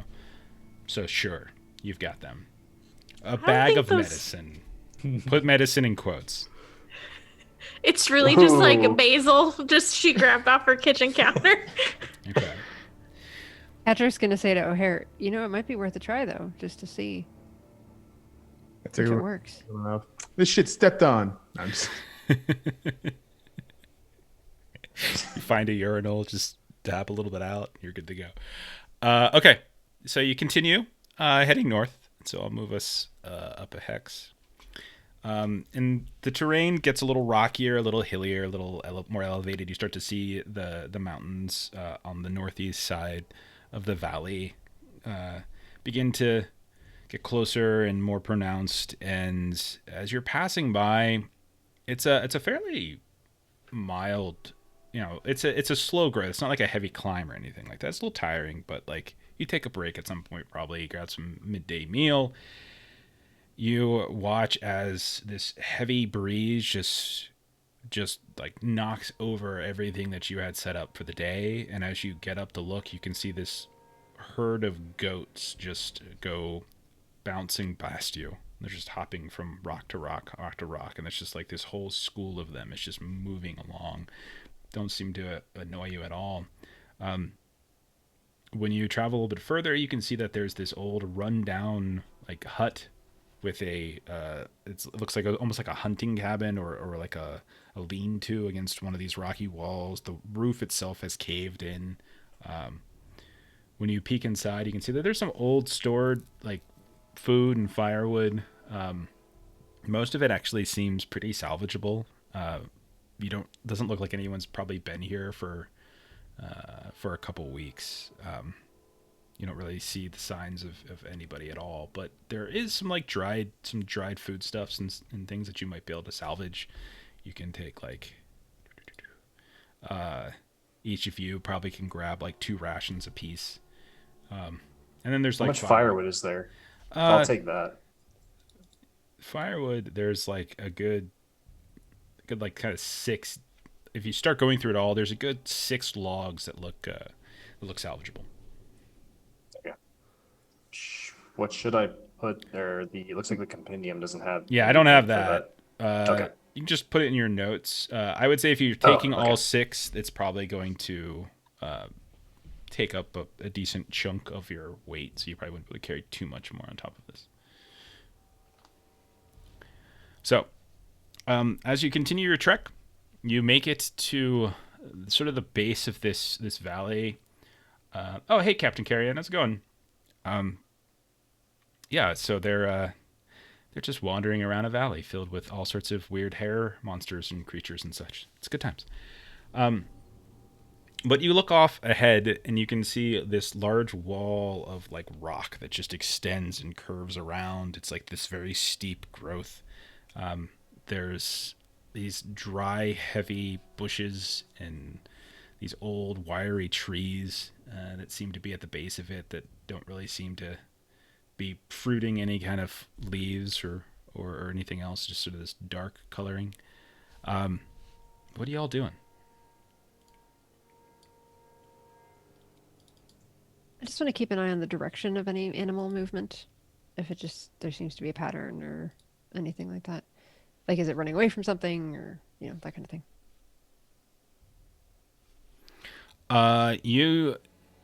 So in terms of like the animals and such, you see, yeah, it looks like they were just kind of passing along to the south a bit. Okay. Yeah, I mean, I feel like we've gotten some food and we've gotten some wood, so I feel like we're moving northward, I think. Yeah, Hohrion would kind of just like mutter to himself, like, "Are we going in the right direction? Is like everything going well so far?" Yes, it's around here somewhere. Fan out. Look for a way into the mountain wall. Somewhere around here. I don't know exactly. It's been so long since I've had legs. I don't really know. But it's around here somewhere. I can feel it. Can't you feel it? You can feel it, can't you? So yeah, if y'all want to, you can spread out, roll some observation checks. Okie dokie. I found a rock. I That's found a cool. rock as well. Mine's cooler. Man, Jeez, guys. And that's the end of the adventure. these rolls. we don't find it. You spend all day. Do we have any re-rolls left, or did we use You have them? one reroll left. One. Yeah. All right, who wants to take it? It's random, so anybody can. Who feels lucky? 2d6s. Not me. I could try. Go for it. Roll 2d6s. Yeah. You spend Can all day waiting around, looking, scouring, and you find no signs. Hold Oh, on, I just anyway. remembered. I have a Home in the Wild. Mhm. Let's see. Outcasts are skilled at survival in the outdoors. They gain upper hand on a will check to find food or navigate in a wilderness environment. That's So not what should I you're roll doing. one more? That's Oh. not what you're doing here. You're doing an observation check, which is different. Oh, right. Yeah. Yeah, you can't find anything. Like, you just can't find anything. And eventually, it's either do you take a few hours to go all the way back to town? Do you camp out here? It's kind of up to you all. let's camp out here, I think, right? Yeah, I'm down to camp. Yeah, Okay. I want to try to keep O'Hare out of the village. I love camping in the woods. It's so much fun. So, okay. Is anyone keeping a watch or anything, or are y'all just going to go to bed at the same time and let me kill you one by one? We'll do watch. That sounds like a plan. Okay, one watch. Okay. So, let's see. About 2 hours after everyone starts to settle in, first person on watch, you hear, in the darkness above you, you hear woof, woof, woof, woof, woof. You hear the sound of something large with wings flapping nearby. So, who would have taken the first watch? Catruck was planning to. Okay, so you hear this, and you've heard this kind of sound before earlier in the week that you've been here. Whenever that large shadow passed by overhead, but unfortunately it's dark out, so you look up and you can't actually see anything, but you can hear it. And moments later, this large tuft of silvery white fur falls around your campsite. So I have a thing that I think will help. Sure. I just want to make sure that I read all of it. So because I have tunnel vision, Mhm. which is a dwarf thing, so not so good with things that have to do with color, but upper hand on observation checks relating to seeing details obscured by non-magical darkness. Absolutely. Roll observation check at upper hand. So 1, 2, 3. Oh, that's horrible. Oh my gosh. That's a 5. Mm-hmm. Yeah, you That's awful. you look up, you can't see it, but you can hear it. Like that's clear, and you could hear it kind of flying northernly in the sort of direction towards the mountain wall. So you do see that. Oh, thanks for them bits, Captain Carrion. But you can't see it unless you wanted to re-roll that, but you can hear it. So you could always track just by sound. I'm gonna give the reroll a chance. Okay. Again, you can freely hear it just fine. So you're saying I'm not gonna get anything more from seeing No, it's not what I'm it? saying. I'm just saying, like, I was going to give you something just with the sound, but if you want to burn those bits instead of saving them for later, that's fine. I will use my echolocation skills to figure out where it went.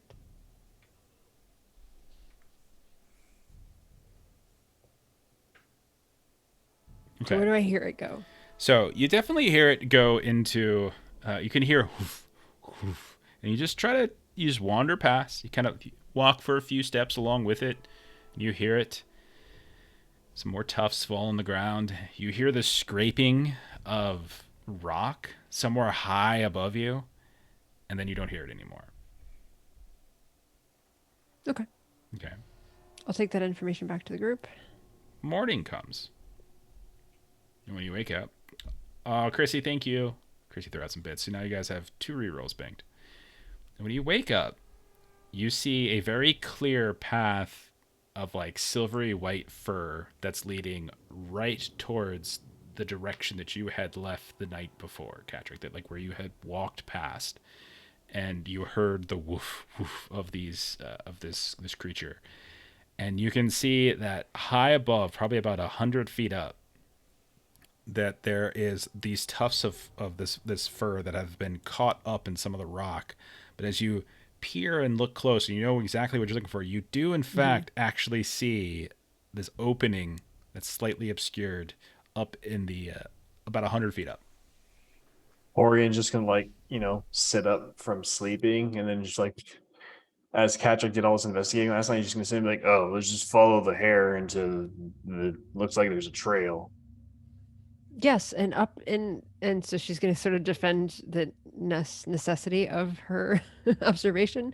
But what you know from me is that it's up, and it's up there, and that I ain't never heard of yeah. no walking dragon, Cattrack, but yeah. That's right. You tell her. She'll be the first one that we feed to it. Okay. Okay. But yeah, now that you're looking up, you're like, why didn't we think of this yesterday when we were looking around? But yeah, you have kind of a general idea. But it's about 100 feet up a Wonderful. rock wall. So Good thing we all Ooh. have rope. I was about to say, I think combined we have 250 feet of rope. classic D&D strategy. Can we tie our ropes together? Yes, you can. You can tie your ropes together. But yeah, you didn't hear any sounds of it leaving. You just heard it go in. None of you heard any more sounds that night. Say, Leon, do you think we should collect some of this hair to make the fire bigger? I mean, I don't know how much this firewood I have is going to do. It's only 5 pieces. You don't think it's full of this hair inside?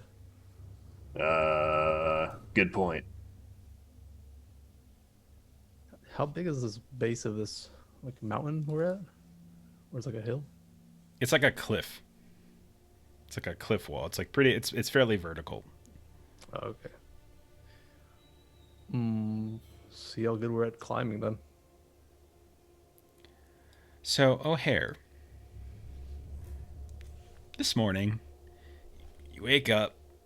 You can feel that your ear dreadlocks have grown a little bit, You look at your fingernails and you can see that there's little tufts growing out from underneath them. You look down at your feet and they're hairier than normal. And you've got this strange craving. You're like, I can go for? Man. Don't say human flesh. Just really could go for some entrails. Some cartilage, maybe. Just, God.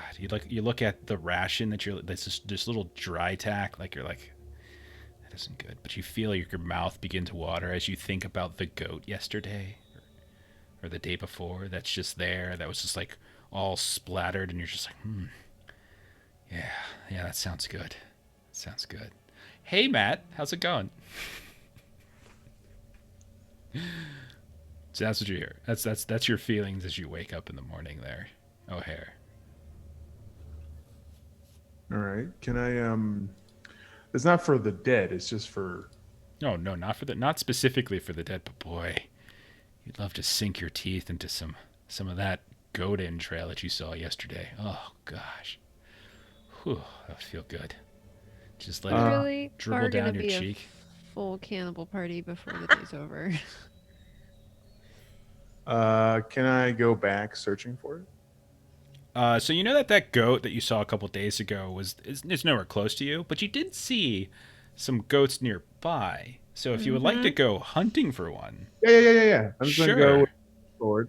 Yeah, And just probably be like, absolutely. Should I start a prediction? Will the whole party be cannibals?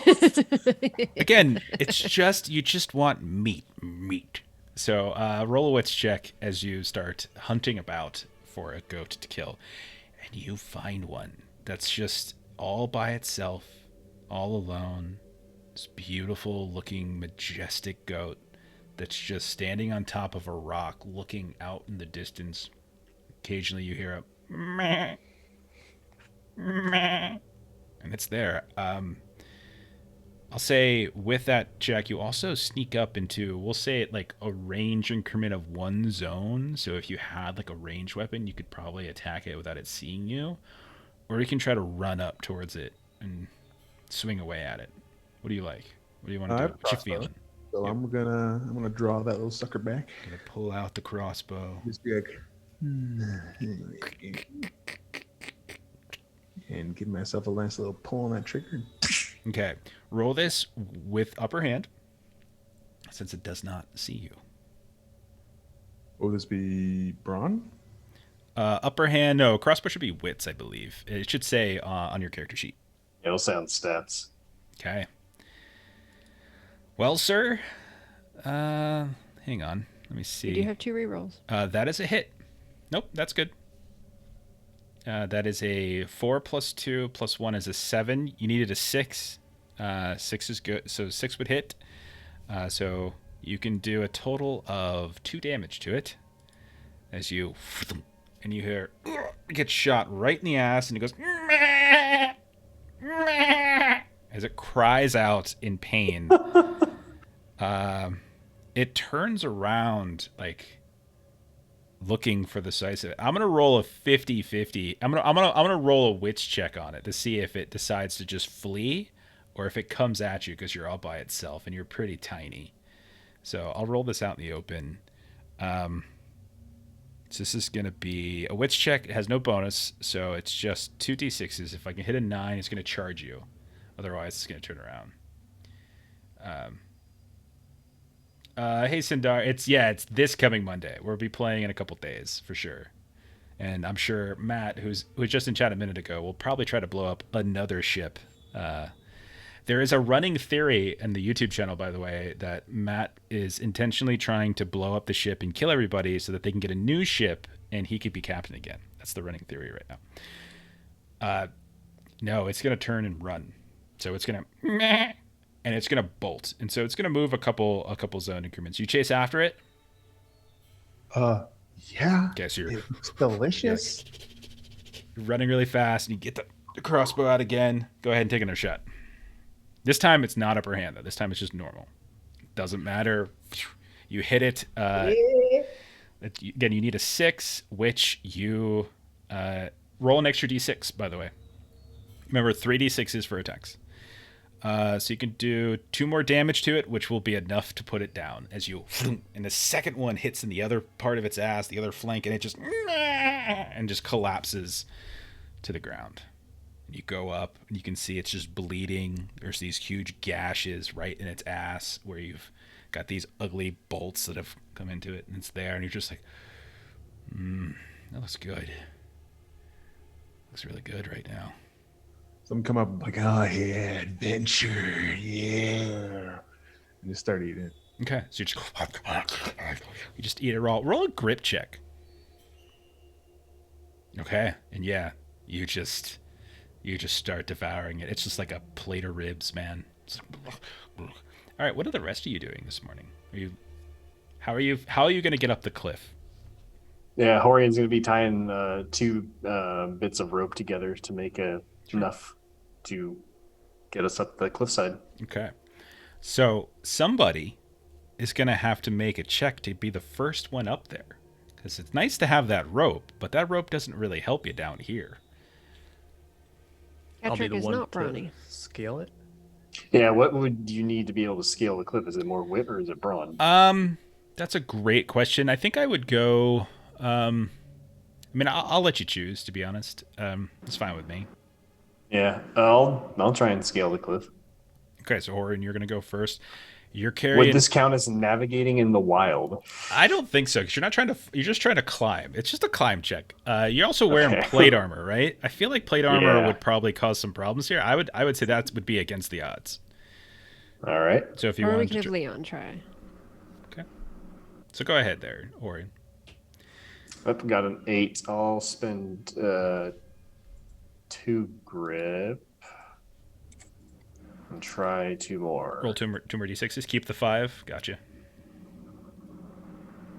Ooh. All right. So a 5, a 5, and a 4 will succeed. So it's slow going at first, and it's a little dicey, and more than once you almost slip and fall. But eventually you make it all the way up to the lip of this little cliff cave opening. And you look around, you find some boulder or rock, you wrap the rope around, pull it kind of tight, and you drop it all the way down for everybody. Everybody who climbs up, you can either roll brawn or wits. I don't care which, it doesn't matter to me. So whatever you prefer, and you can also roll it upper hand. I'm not there, so I don't. Not yet. Okay. It doesn't help. Okay. Everyone falls and dies. Oh, I gotta spend grip. Okay. Got a 10. Okay. Catrick, you get up there, no problem. Sophie, Leon, you get up eventually. But I'm going to say both of you can take a point of damage. As by the time you get up there, you have cut your hands. You have smacked against the rocks multiple times as wind gusts have just pushed you just a little bit that you pull out and slam back into the rock. And by the time you get up there, you're covered in bruises and cuts and sweat. It was a rough go. O'Hara, eventually you make it back. You got blood all over your beautiful halfling face, your small folk face. You look around. I also have a sheep's skin. Okay. Over my head.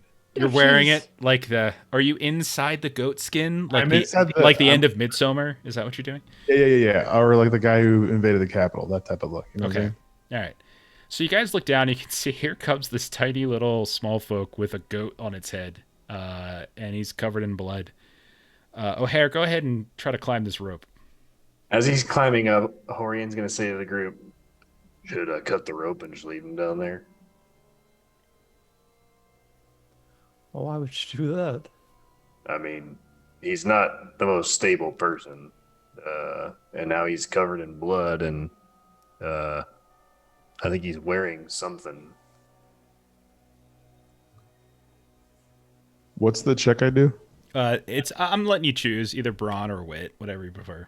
So basically either your strength or your dexterity, basically. Okay. Patrick will respond to Hohrion and say,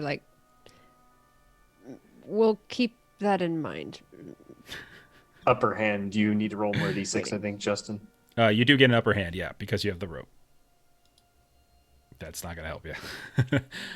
Okay, you make it all the way up, but just like Sophie and just like Leon, it's you smash against the rocks. Like the wind takes you a little bit, and you slam back down. You cut your hands here and there as you try to steady yourself. So take 1 point of damage, but you make your way up, and you were all at this point on a small little ledge about 100+ feet up the cliff. There is a cave opening in front of you, and you can see on the ground around you over all of these tufts of like white and silvery fur. When you look a little bit more deeply into that cave opening, you can tell that on the immediate outside, it's just rock. Like it's just pure rock wall. But Hohrion, as you peek inside, you hold up your lantern, you get your bullseye lantern out to give you some light. You can see that about recessed maybe about 10-15 feet, you can see that there's actually the signs of like something else that has been built, like carved stone that has been fractured and collapsed. You see these big stone doors that are on the ground, smashed and broken into bits. They have runes, like decorative runes of some kind. It's yeah, this definitely looked like there was something else here beyond just natural rock. There was carved hewn stone and decorative, and a big stone door opening that has been smashed open and everything's kind of collapsed down. You also notice that some of the cave is kind of collapsed as well, but you can still pass inside if you want. I'll kind of whisper to the phantasmal skull in me. So, what the hell do these runes say? It's just here lies the Ram King and yada yada yada. Oh, pretty straightforward. Okay. Just list the names of the dead. Or bold flavor. List the names of the dead. The king. Here in Colorado, the Rockies supply us with the greatest of water for our delicious beer. That's some bold flavor. Coors, the banquet beer. Okay. Sponsorship. Dude, if we could get a Coors sponsorship. Justin, you live in Colorado and Denver. You're near Boulder. Get on that shit for us. Thanks. So this cave Dear has Mr. just Coors. this cave has just one tunnel, right? It doesn't fork or anything like that. Nope.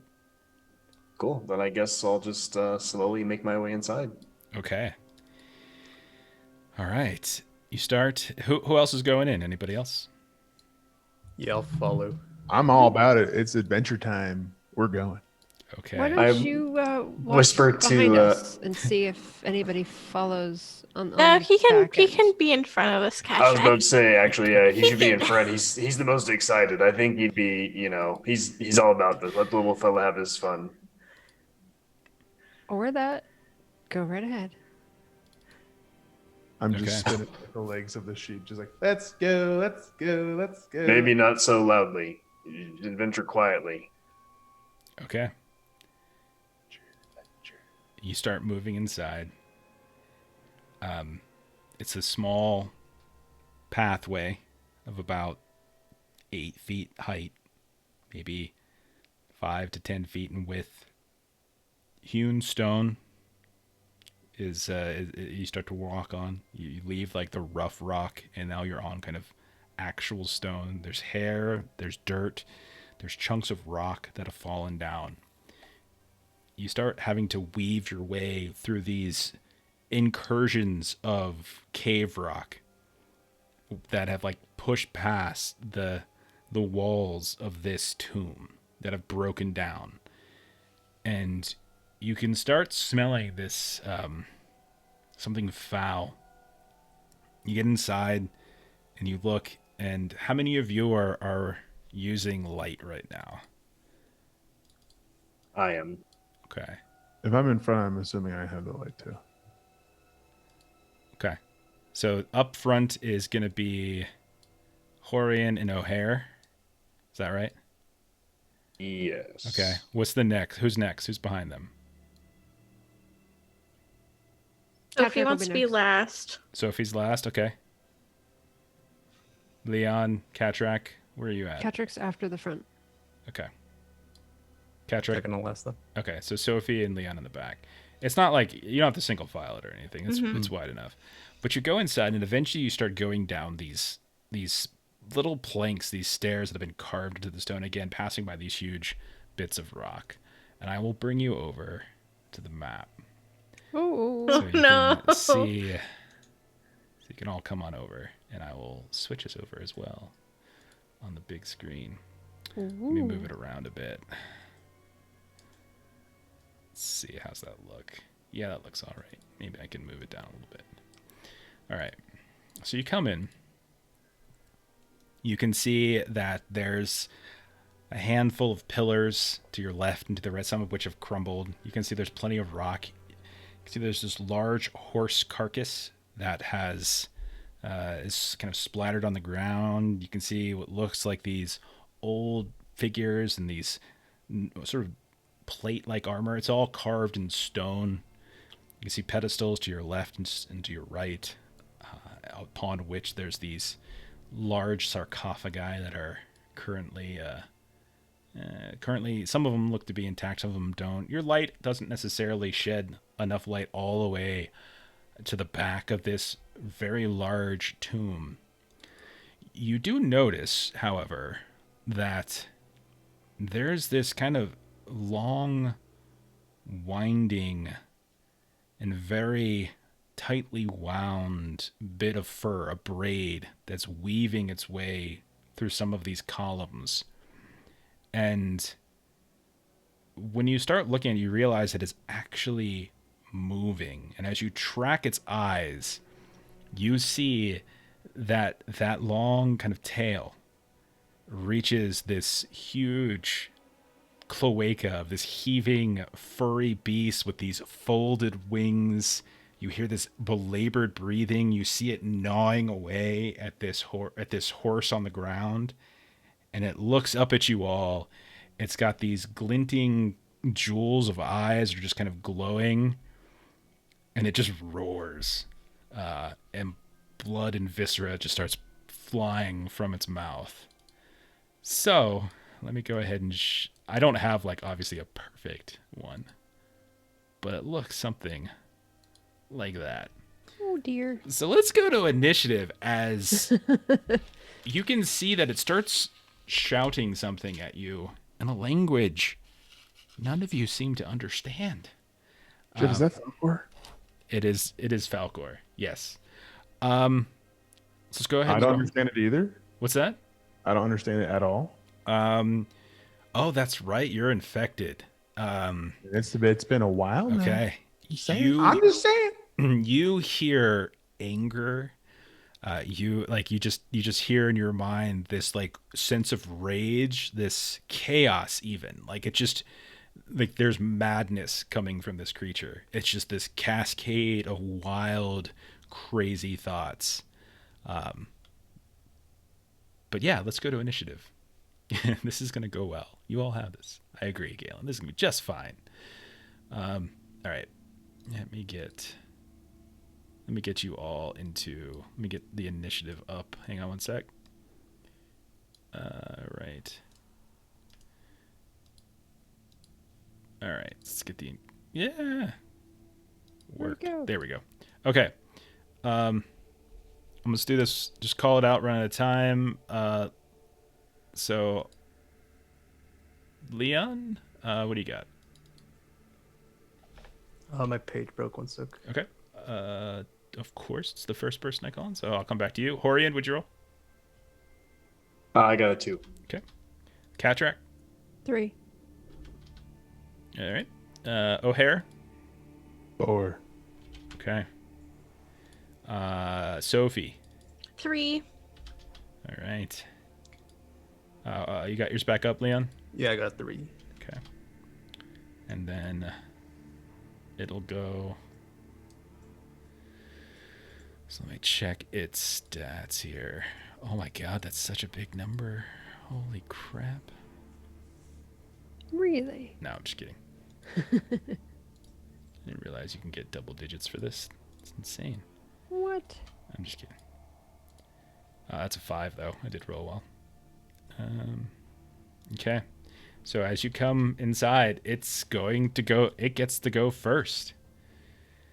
this giant creature that you have now come into, and then as it turns up, its face dripping in the like the fur that's surrounding its face itself.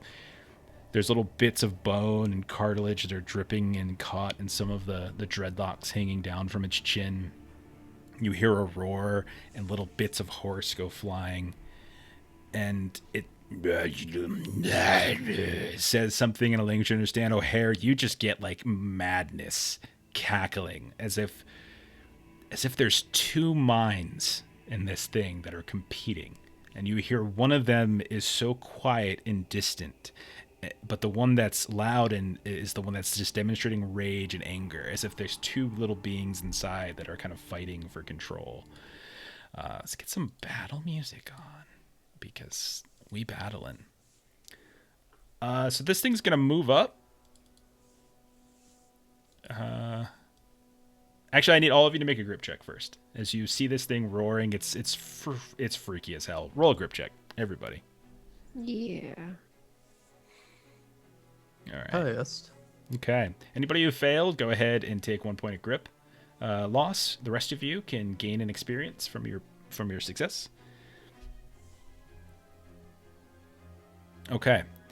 Okay. I'm going to roll 50-50 between 1 to 3 for long. It's going to be long. So this thing's going to come... Not long. Sorry, O'Hare. O'Hare's in the front. Never mind. So this one's going to come up to Hohrion, actually. It's going to come moving on up. It's going to rear back with these bloody teeth, and it's going to clamp down on top of you. This is effectively a heavy attack, like a heavy weapon. So it will crit on 5s and 6s. So this is going to be +3. All right, that's not a great roll. What's your armor there, Hohrion? 10. It can get to 10. So it does get to 10, and it'll do 2 damage to you. So as this thing chomps down, you brace yourself as best you can. And even though you do a fairly good job, this thing does manage to clomp down on one of your arms. You just miss getting kind of the entire mouth over top of you. But your arm gets crunched down upon, and you can feel a little of the bones inside one of your arms, your left arm, let's say, just begin to kind of go a little bit limp. Okay. So next up, it'll be O'Hare.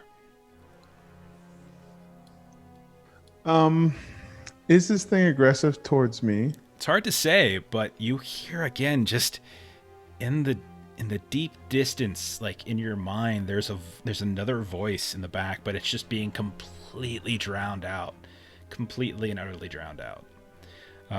You feel no particularly ill will towards it. I'm trying to think here.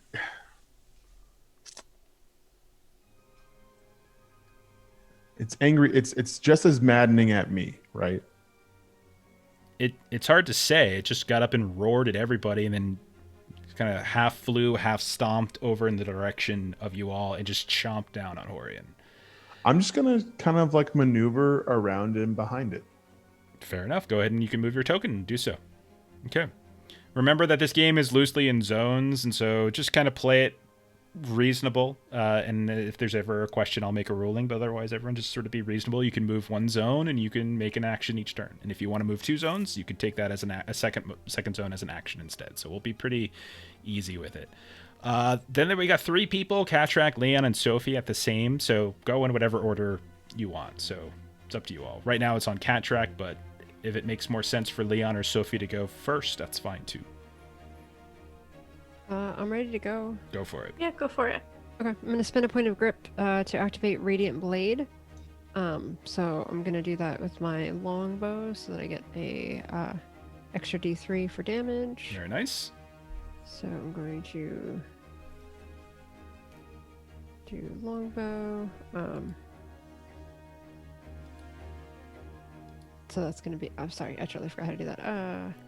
1, 2, 3... and roll. which is a 2, a 3, and a 5.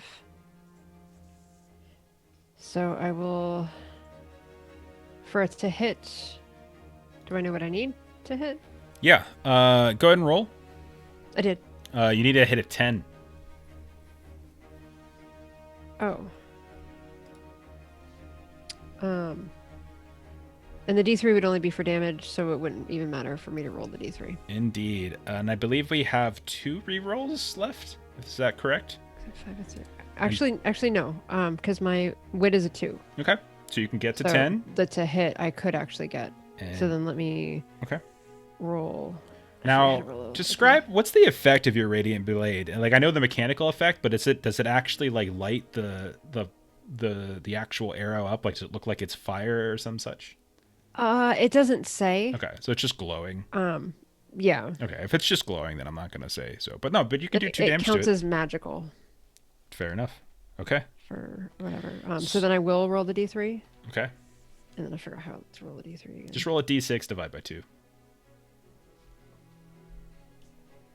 Okay, so that would be a 3. So you just did max. So you did max on that. So, okay. So you did 2 from your initial attack plus another 3, so you did 5 damage. So as this thing chomps down on Hohrion, you pull out the bow, cast a little bit of a kind of a spell on it. You can see the arrow itself begin to glow, and you let loose the arrow into its flank. And you can do all that on one turn, right? You can do like the radiant blade thing, and you can actually fire an attack on the same turn. Yes. Okay. It's spending an action and a point of grip to make a special attack. Okay. And now you still have movement if you wanted to move at all. Move over here out of the way a little bit. Fair enough. You step a little bit away. Okay. So then next up, it'll be Leon. All right, I'm gonna start running inside deeper. Okay. How far is the zone? I mean, you treat it like 20, 30 feet. So I'll say anything up to those first carved stone statues would be, I'd treat as one zone. Okay. And then I'll take a look at the environment we're in. Like, is there any loose, like, ceilings or the walls by? Yeah, you can definitely tell that there's all sorts of places just in the route here. And also now that you're in this tomb where the refined, like the stone itself that they had set up in paling has broke and the actual earth has ripped through. So there's definitely certain places that you would imagine a cave-in has either occurred or could potentially occur at some point. I want to try to take shots at my crossbow at those weak points. Okay. Roll an observation check to see if you can find a specific weak point, and then if you do, then I'll give you it'll automatically hit. Can you grip these? Yeah. I'll re-roll that. Okay, so 1. burn a grip to re-roll the 1. So you got a 5, looking for a 4 or higher. Just miss. Okay. You think you see a place, and you just... Are you using, what are you using? Like a gun? I have a crossbow. You have a crossbow, so you load up and you fire a bolt up into the ceiling right above this huge creature. You see a couple rocks begin to tumble down, but it doesn't have the effect that you want. You think you have the right idea, but you're not quite sure. Like, you think you might have just missed, and on your next turn, you have a better idea now of where to shoot the bolt. All right. Okay, so then that was Leon's turn. Sophie. Okay, so do you know if there's a limit of how much grip I can spend to summon corpses? I think we allowed me to summon multiple last time. What's the name of the ability? Spirits of the Beyond.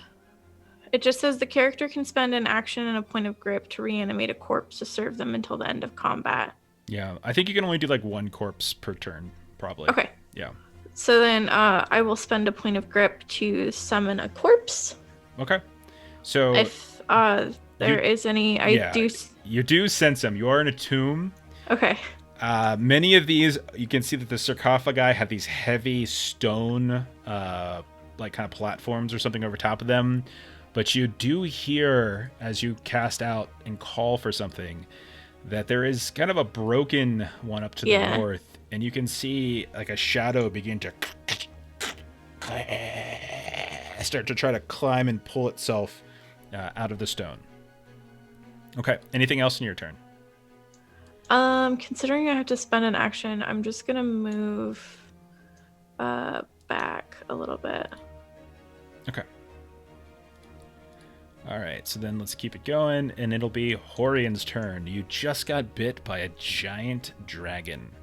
And Yeah. in your ear, you hear, "You were supposed to let them go first, you numbskull." Well, I had one next to me, and I can't help that it goes after the toughest looking one. Respect for this dragon. Is this dragon? I'm assuming it's completely like covered in hair. Yeah, you see, I mean, it's not, you can see there's scales and other things, but yeah, there's all sorts of hair that's wrapped around it, tightly woven around its chest as it kind of reared up to come down and bite you. Yeah, it's covered in it. Okay. I think what I want to do then is, since I have my bullseye lantern that I just got, I'm gonna smash it on the dragon's chest to cover it in oil. Okay, I like it. We'll say you're just trying to smash it against it. All right, roll. We'll say a brawn at upper hand, just to make sure that like you're able to get it on the chest. Okay. Ooh, big hit. Oh yeah, no problem. You're able to as it pulls back, recoils after biting you. You take that moment, that opportunity to take the lantern, just smash the lantern, which is gonna fracture the lantern, but it will smother the chest. Is anybody else, however, have torches out right now? I think just O'Hare did. Because Leon, Cattrack, both shot like bows and arrows and stuff. So like, and Probably had crossbows. to put it down. So you definitely wouldn't had it. Sophie, you like cast a spell basically. Yeah. Maybe like O'Hare handed it back to me if he had to use it No, to cast. I didn't do that. Justin's playing on a different team. I know he is. So you I'll put say it down to use your crossbow? Yeah, I'll just do kind of classic rules. If you have one hand free, you can cast a spell, and you had one hand free, so we'll say that. Okay. So you have your one hand free. Because I have torches. You so have your we'll say I was torch. You holding just one. don't have a weapon or anything out, we'll say. No. It's on your belt or something. Okay, perfect. All right, so there's still light in the room is basically what I was getting at. All right, Hohrion, anything else for you? Or are you just going to hang out right there? Yeah, I'll just call out to Leon, like, I got it covered in oil, and then I'm just gonna stay put and basically like, you better do something quick. I don't know if I can take another hit after this next one. Okay. All right. It's going to go back to the next round. Top of round 2. Okay. All right. Can my corpse go or no? Well, I'm gonna say it's gotta crawl up out of To summon. Okay. Yeah. Fair. So on this next turn, when it comes around to your turn, you will say it'll go on the same initiative order as you. Okay. Hohrion, you're right there. I don't see any reason for it to change targets. Just asserting dominance, but am I like doing like a frat bro with my hands up? You want to go, bro? Okay. It's going to. Its jaws are going to open wide. And you can see like little horse flesh hanging down from different parts of its teeth. You can see as it roars, there's these little silvery hairs, like almost like follicles that are flickering around on the inside of the mouth and the tongue. And it's going to try to devour you. Guys, this thing doesn't practice good dental hygiene. Go ahead and roll a brawn or wits check, whichever you prefer. Okay, just a normal one? Yeah, just a normal one. Oh. Okay. Can I spend a grip point to re-roll that one? Go right ahead, I absolutely. think we still have a full reroll. You do have Oh, one. I'm saving that for Yeah. saving that for my big swings with my meat cleaver Okay. or whatever I have. Sounds great. Okay, go ahead and re-roll. You just need a 2 or higher. Oh no. Wow, I'm spending another grip point. Well, if you do that, you can't re-roll the same die twice, but you can re-roll the 5 to see if you get a 6. A 6 would do No, it. it's much easier to that's much easier to re-roll a 1 than a Yeah. oh, shit. So unfortunately, that's a fail. All of you watch as Hohrion disappears into the mouth of this creature that goes. Oh. Now Wait, you're did I just get one shot? no, you're immobilized. You're not completely devoured yet. This is a multi-step process, but you are immobilized. Immobilized means you can't move, can't do anything. The rest of them have to figure out some way to help you. You guys can see his feet are sticking out between the teeth and the gums of this creature. Oh crap! We have more bits. Cool. So now you have 2 rerolls in the bank moving forward. And O'Hare, it is your turn. You just saw Hohrion get gobbled up, and his legs are sticking out. What do you want to do? Would I go noticed, because I am a small folk, if I climbed up his back to the nape of his neck? Would you go unnoticed? Yeah. I don't know. I mean, you could try. We'll find out. Roll a wits check as you try to Keep climb in on mind top. he's full of oil. Well, it's Just the chest. Just the chest. Just the chest area. It's true. So what? Just the regular wits? Just a witch. Just totally fine. I'll say I was going to give you upper hand because it wasn't really paying attention, and it's fairly big and you're fairly small, but that's good enough. As You are rolling so well today. 2 sixes. It's a shame. Jeez. So you clamber up on top of. Yeah, you're on the back of Salicylus. Can I try to communicate with this said dragon? What do you say in your mind as you? Or you can try to communicate vocally. I don't know if vocally is going to work. I don't think he speaks small folk, or I speak Falcor, you know? Yeah. You both speak Wisconsin. I'm gonna press my head against his back Okay. and say, I'm with you, friend. I'm here for an adventure. Stay away from the fire. Okay. Okay. Okay. That has been said. You hear. And can I then use a grip to give him and me a battle cry? To give him. He hasn't been hurt yet, has he? Yes, he has. He's been attacked. It heals him and me. Okay, so how much does it heal? It's just 1 vigor. This heals 1 vigor. Okay. What All right. the hell? You hear in reply. That's what they call a heel turn in the whole WWE world, guys. Okay. You hear in reply some like the distant voice kind of calling out to you, but you also hear like a begrudge, like this the chaotic level that's like over top of the quiet voice. It seems receptive. Okay. So can I do my battle cry? Am I allowed to say? Yes, absolutely. I get rid of I lose a grip. Okay. All right. Fair enough. Okay. So I say, hold on. All right. Damn it. I didn't pull up my affirmations. So when Oh no. You're beautiful even though others don't think you are. Do I hear this in the well, since I'm No, bubbled? it's mental. It's mental. Oh, That's okay. mental. Okay. Trying to see if I can move the token on my staircase. Let me see if I like how. So it's not a real battle cry. It's like it's a mind cry, battle mind cry. Yeah. All right, I can't get it to come up front. Sorry.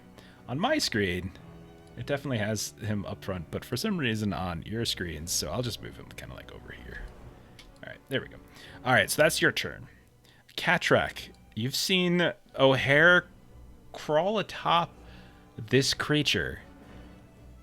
Sort of did it like, I don't know, maybe you thought maybe they would stab the creature in the back of the neck, but hasn't done so yet. So I am going to, with my longbow, I am going to, now that there's oil on it, I'm going to kind of dip the tip of the arrow in, like the lantern. Because I had put my lantern down, so I want to kind of dip it in the fire and then shoot at the oil. Okay, sure. Roll with upper hand on your attack. And again, you see the legs of Hohrion sticking out. I am going to That's use one of our rerolls. Okay, That is go ahead. So go absolutely ahead and terrible. re-roll. So we got, thank you, Got Captain one Carrion. left. Thank you, Chrissy. Thank you, Bert. Thank you, Chuck. A couple people. Did you say gave it was us some upper rerolls. hand? Upper hand on the attack, yes. Okay, I forgot upper hand on the last one, but it was horrible. You still got 2 1s, so you're probably going to want to re-roll it, yeah. So that's a 4, a 2, a 2, and a 4. So we drop one of the 2s because the 2 Yeah. is the lowest. You need to hit a 10.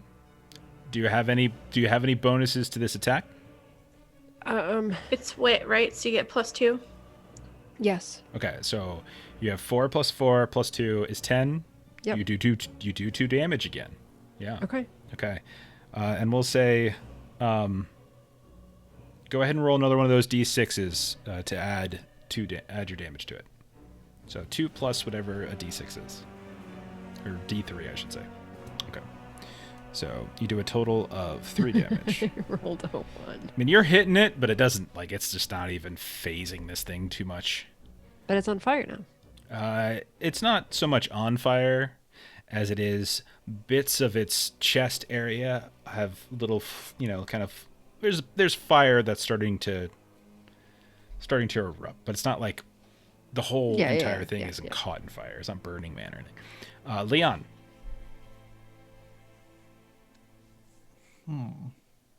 You said Hohrion's in his mouth. Yes. Is he on the ground or lifted up, sort of? Thing? Lift it up slightly, but you can reach his foot. One of his feet sticking out. Okay. I'm going to run up to him then Okay. So, and tie some rope around his ankles. okay, so you're going to go up and you're going to tie rope around his ankles. There you go. Sorry, I think we both moved at the same time. Oh. No worries, it's fine. Okay, so you tie some rope around his ankles. All right. Sophie comes around to you. You and your zombie friend.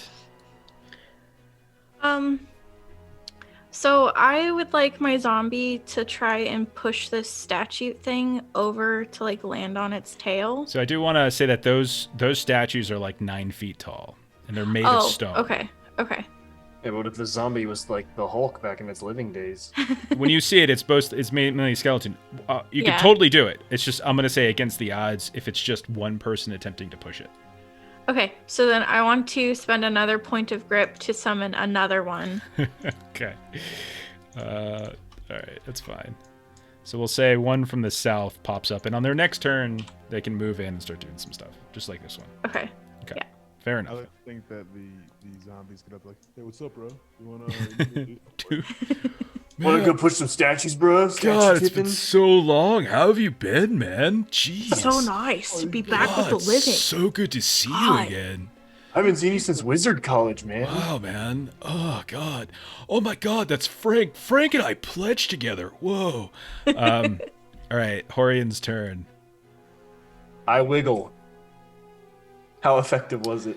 Actually, Sophie, is there anything else that you wanted? No, you did your action to raise the thing and spend the grip and everything. Okay. Yeah, and I will continue to move back a little bit. Okay, fair enough. Kind of staying in the rock of the entrance to the whole thing. Yeah. Horion, you can't actually do anything. You are immobilized, which means you are at the mercy of both the creature and your friends to help you. Can I bite its tongue? Absolutely. Oh, could he try and eat Absolutely. it from the inside? Yeah, ahead. I'm just gonna bite at it. I'm just gonna bite away. Go ahead and do a brawn check against the odds. Okay. Absolutely. Ashley, are you saying? That's pretty good. That's pretty good. Technically, unfortunately, it missed. It just misses. Like, you do bite it. You absolutely bite it. Like, you're gnawing away, but there is this coat of like firm hair that's covering the tongue. So Ew. you're like, and it's just not quite doing. But yeah, for sure you did that. All right. Is he technically making out with it right now? I think they're No, I'm biting. No. They call this Frenchin. I don't know. Or docking. It might be docking. I don't know. All right. Let me read something here really quick to make sure I'm doing this right.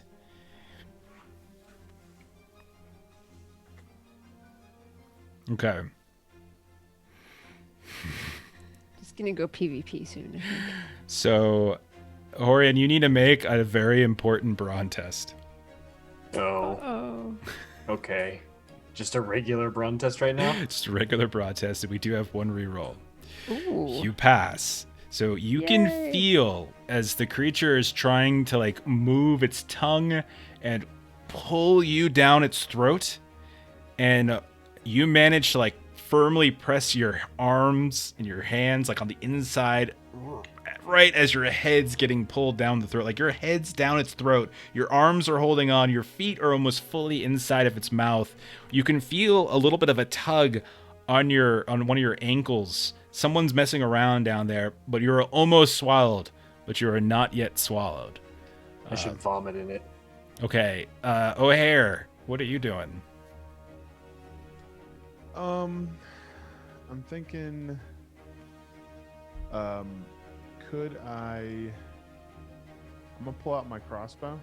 Fair? All right, and I'm gonna aim at Leon. At Leon. Okay. Just trying to pull. You dirty bastard. Okay. Listen, you guys. I am now one of these people. Bring it closer to you. I am now one of these people, essentially. Okay. Are you attacking Leon? Or are you just pointing it? Okay, so roll it against the odds, because you are on the top of a giant dragon that's trying to rear back and swallow a creature, and you're still trying to get a shot off. And you're not a practiced. That's a really easy shot. You're not a practiced like cavalry person. So go ahead and roll against the odds wits check to attack. Okay. Yeah. So we drop the 5, and so we have 5 plus 1 is 6. What's your AC, Leon? 8. Okay. You see as O'Hare rears back, aims down at you, fires a bolt, goes right past your ear, and beds like into the kind of a broken part of the wall behind you, where like the earth is coming through. He was firing at you. It was clear. Watch where you're aiming. What the? Adventure. Cattrack, you're up. What do you want to do?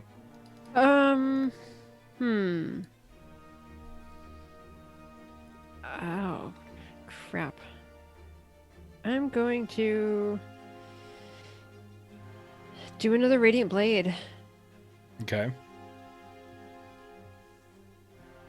Oh, thank you, Gladys. Another reroll. I think we are back up to 2 again. How conveniently timed that I wasn't able to get it. Can Well, we we kick had him from one. the party so he can't Justin use doesn't them? get to use them though, unless the people giving the bits specifically say it's for Justin. Because at this point, Justin's on my side. So It's time to pony up. I'm sorry. It's time to start. Let's now go for a good reason. Okay. So I've got a 5, a 1, and a 4. That's a. Oh, you pushed something. No, I forgot to roll 4 for upper hand for the Radiant Blade. Okay. So Drop a 1. So I've got a 5, a 4, and a 2. So 5 plus 4 plus 2. 2 for so wits. you do 1 damage and roll an extra d6, divide by 2, Yeah. and we'll add it to your 1. So that's 4 damage. Very nice. Okay. You're wearing it down slowly but surely, but it's gonna. If someone else doesn't get in on the business of attacking this thing, it's gonna be forever before this I thing. can't do this by myself. Hand me my sword. Yeah. I'm working here. That first failed brawn check was just rough. Like, oh, if you did, I feel like, oh, it's a shame. I can't believe I rolled the second one. I know, dude. The second one, I was like, wow, that's no fair. Leon, you are up. You just got shot at by O'Hare. You wrapped a rope around Hohrion's leg. You just see him like get pulled back up in the air and nearly swallowed by this creature. What are you doing? I gotta play some tug of war real quick. Help Hohrion out of this sticky situation. Roll a brawn check, and I'll say roll it at. I'll give you upper hand because you've got the rope tied around, so it's just pulling that. You're not having to grab anything awkwardly. Go for it. If he fails this, can Hohrion be stripped like when you put a chicken wing in your mouth and pull out the meat? Just pulls. You get the leg, but nothing else. Do you want to re-roll that? That's, I'll do a grip instead. We also have We- the bits rolls. We have 2 re-rolls we're sitting on if you wanted to re-roll them all. And that's just a full re-roll. Oh, full reroll. That's yeah, how let's I do think full we're playing reroll. it. Yeah, go ahead, do it. Oh, we got another one. Thank you, Marvelous. So That doesn't Oh look my right. god. that doesn't What? make sense at all. Wait, 3 ones can't make it 2. Hold on. This is No, rigged. yeah, it does. it does. Oh, It boy. does drop one. Okay. Wait a second. I'm a math teacher. Let me check this out real quick. Oh. Well, don't forget it. It drops one. It drops one. Yeah. Oh my god. Okay. Can he grip reroll that? Yeah. I'll say the second time you can grip reroll it. Oh my gosh. I can't even pass if I awful. do 2, right? You need to get a 9 total. So it's always there's. Just do a full reroll if we'll allow it. All right, yeah. Well, you can't full reroll a full no, reroll, can you? it's. I mean, like this is our rule, so it's not in Okay. the rules. So like if we're doing bits, so yeah, if someone gave us bits, go ahead and you can do it again. But that means you're down now after this to 1 reroll left. All right, I'm gonna put this. You got to this, good Leon. use, right? Yeah, come on. Just roll 3 6s this time. Okay, you have to believe in the heart of the deck. You got it. God damn it, Long. Okay. No. Yes. You pull and you pull Yes. and you just can't get out. Okay. Sophie, your turn. You now have control over 2 of these dead creatures. What do you want to do? Okay. I would like them to attempt to push this thing down on top of the dragon Okay. to like try and pin it in place. All right, have them roll a brawn check. Okay. So since there's hold 2 on, of them, double check. I'll say I'll give upper hand for 1, but there was also against the odds to do it to begin with, so they cancel each other out. So just roll it normal. How do you want me to roll a brawn check for them? Don't think it doesn't give you stats. They have 1 brawn. So just roll. You're just rolling 1 brawn check. So just roll a brawn check plus 1. So roll 2d6 plus 1. Okay. You need a hidden 9. Oh my gosh, guys! Ah! Wait, we still have 1 reroll We left. have 1 more reroll. than 6 Wow. left. Go Go ahead. for it. Yeah, I mean, YOLO, you don't have Hohrion swinging the greatsword around. Okay, That's true. come on, Sophie. Oh my god. So Okay. okay, It's 8 an 8. because they have the +1. Okay. But I needed a 9, right? yeah. So there. Can I burn a point of grip to do the 2? What do you mean to do the 2? To Reroll the 2. re-roll the 2? Yes, go ahead. So you need a 3 or higher. So I have So clearly 7 this is going to be a grip. 1 or a 2. 4. Okay, so the 2 of them, they stop, breathe for a couple seconds. They don't have lungs, but they still breathe. And eventually, they knock this thing over. Roll 3d6s. Does 9 points of damage as There you this go. big Okay. stone statue falls down on top of the back of this creature. So that's going to do some damage to it, first of all, which roars out in pain. I'm also going to say this effectively pins it for now. And Cool. O'Hare, could you please roll a wits check to see if you can dodge out of the way of not getting hit by this? Would you like to burn grip to re-roll any of that? That's a fail. Yeah. Okay, so Of you re-roll. So spend 1d6 to re-roll your 3.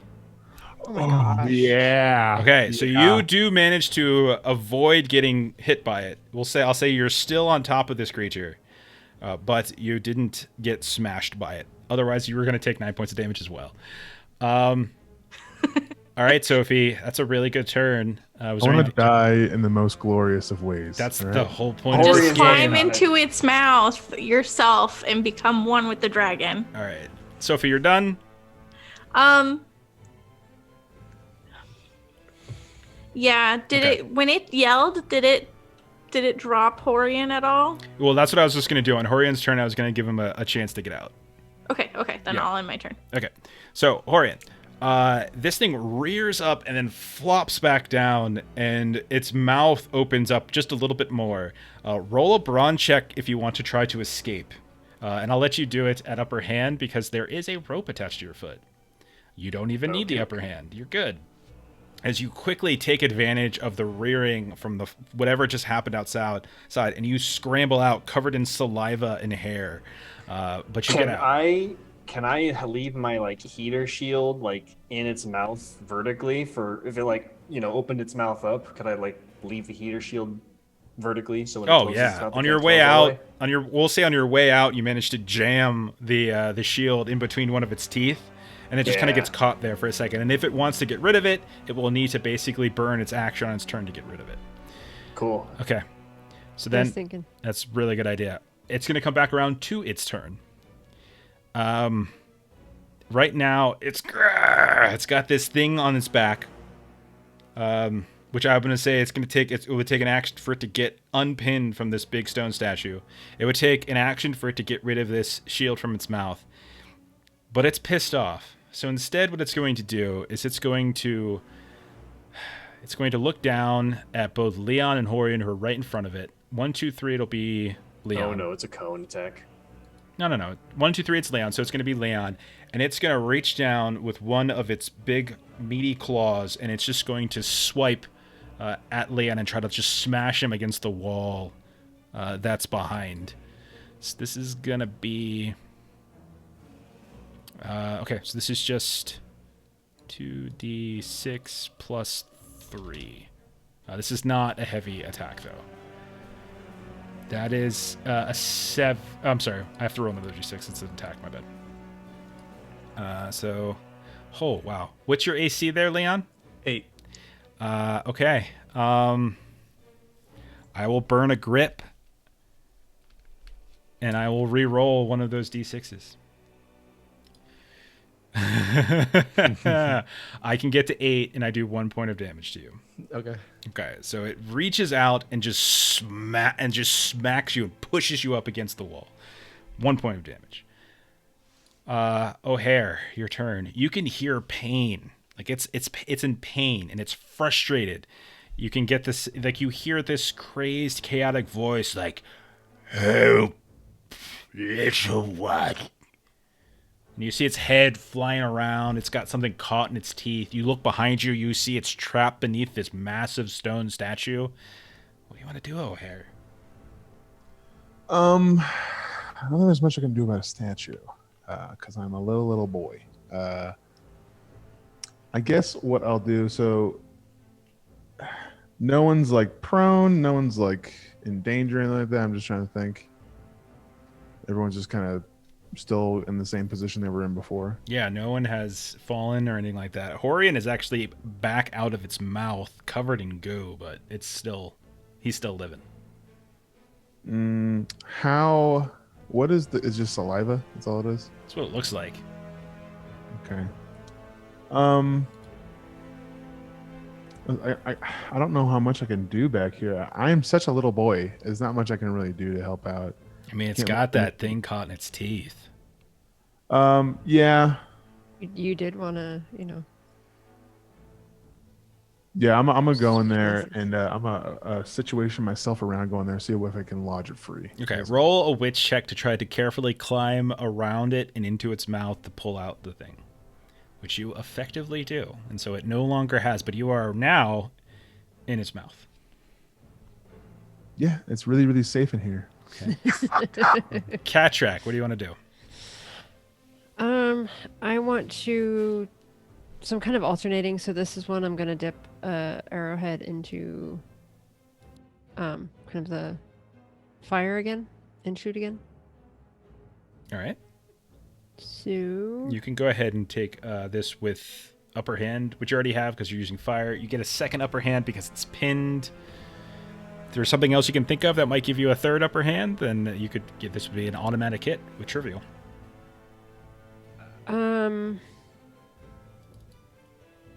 Can I aim at part of it that is being pinned by the statue?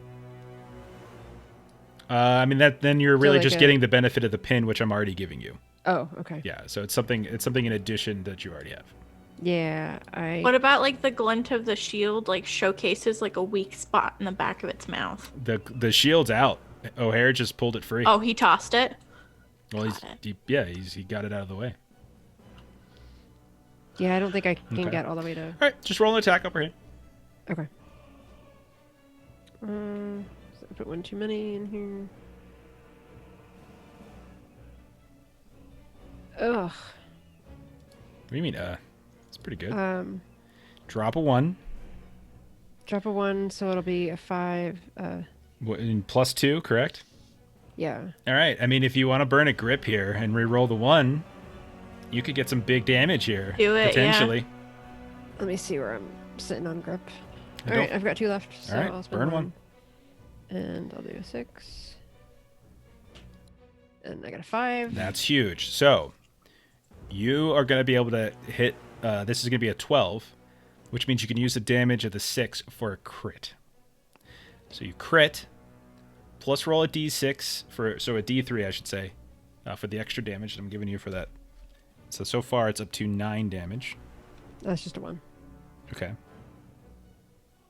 I'm sorry, not 9 damage, 7 damage. And then I will go ahead and I will roll on the injury table as you just crit it.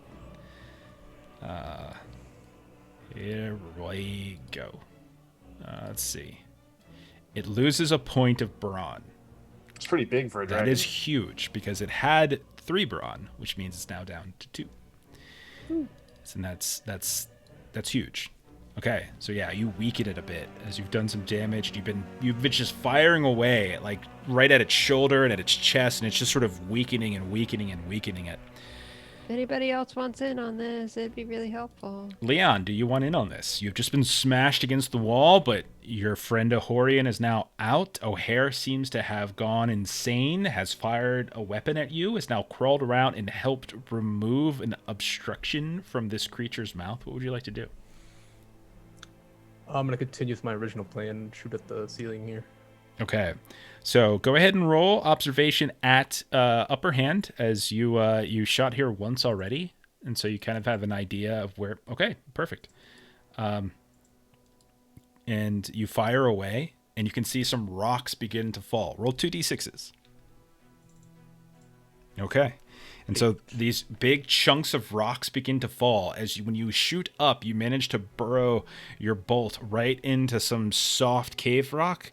Everything begins to first fall as like this little bits of dirt, but eventually 3 or 4 large, like melon-sized rocks start to fall down.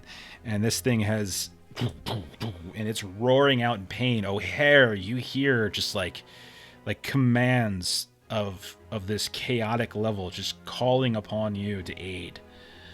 And I'd like to move around if possible. Perfect. Sophie, what would you like to do? Are you... How wounded is either Leon or Katrak? Leon just got up and walked away, so I think he's perfectly healthy. I haven't taken any damage. You're fine? Okay. Yeah, I think only Hohrion and Leon Okay, have and taken he's still in the attacks. danger zone, so I'm kind of scared. So, I would I'm okay. like... I've got 8 vigor right now. Okay, have Red. 10. Yeah, it's just I'm a gonna curse right have- there. I can't believe you said that. my zombies come up, Okay. and I want them to like attack at like the soft underbelly near like the back, Sure. and so just 2d6 you said. 2d6, and you get your +1. You need to hit 10. First one hits. And then can I roll for each of them? Yeah, I assumed, right? Like, don't we Yeah, treat them okay. as separate? Yeah. And the second one misses, but the first one does hit. Sweet. So roll. Actually, you got to roll.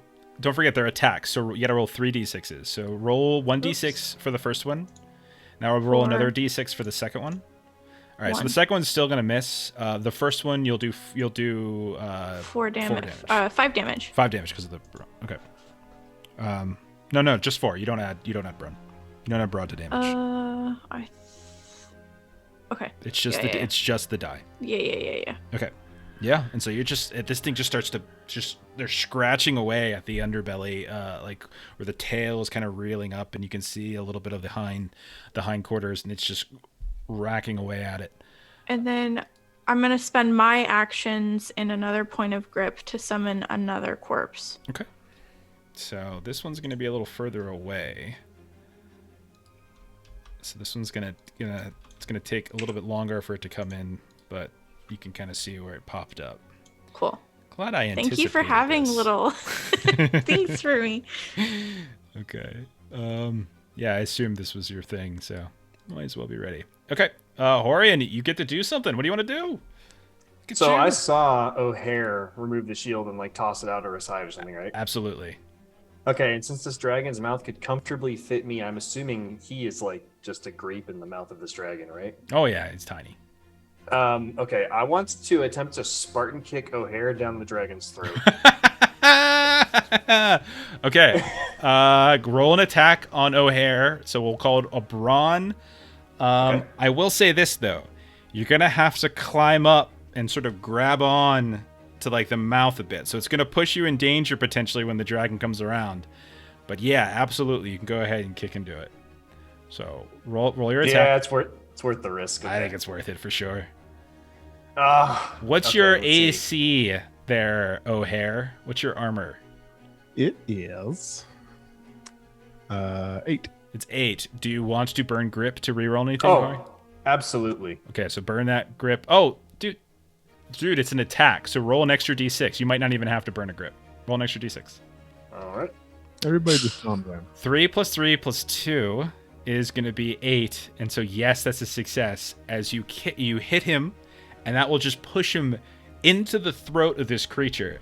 O'Hare. And before I kick him, I say, "Dying ain't much of a living, boy." Do you say And then anything just back, kick him right O'Hare? down the throat. Do you say anything back, O'Hare, as you get pushed into the throat of this thing?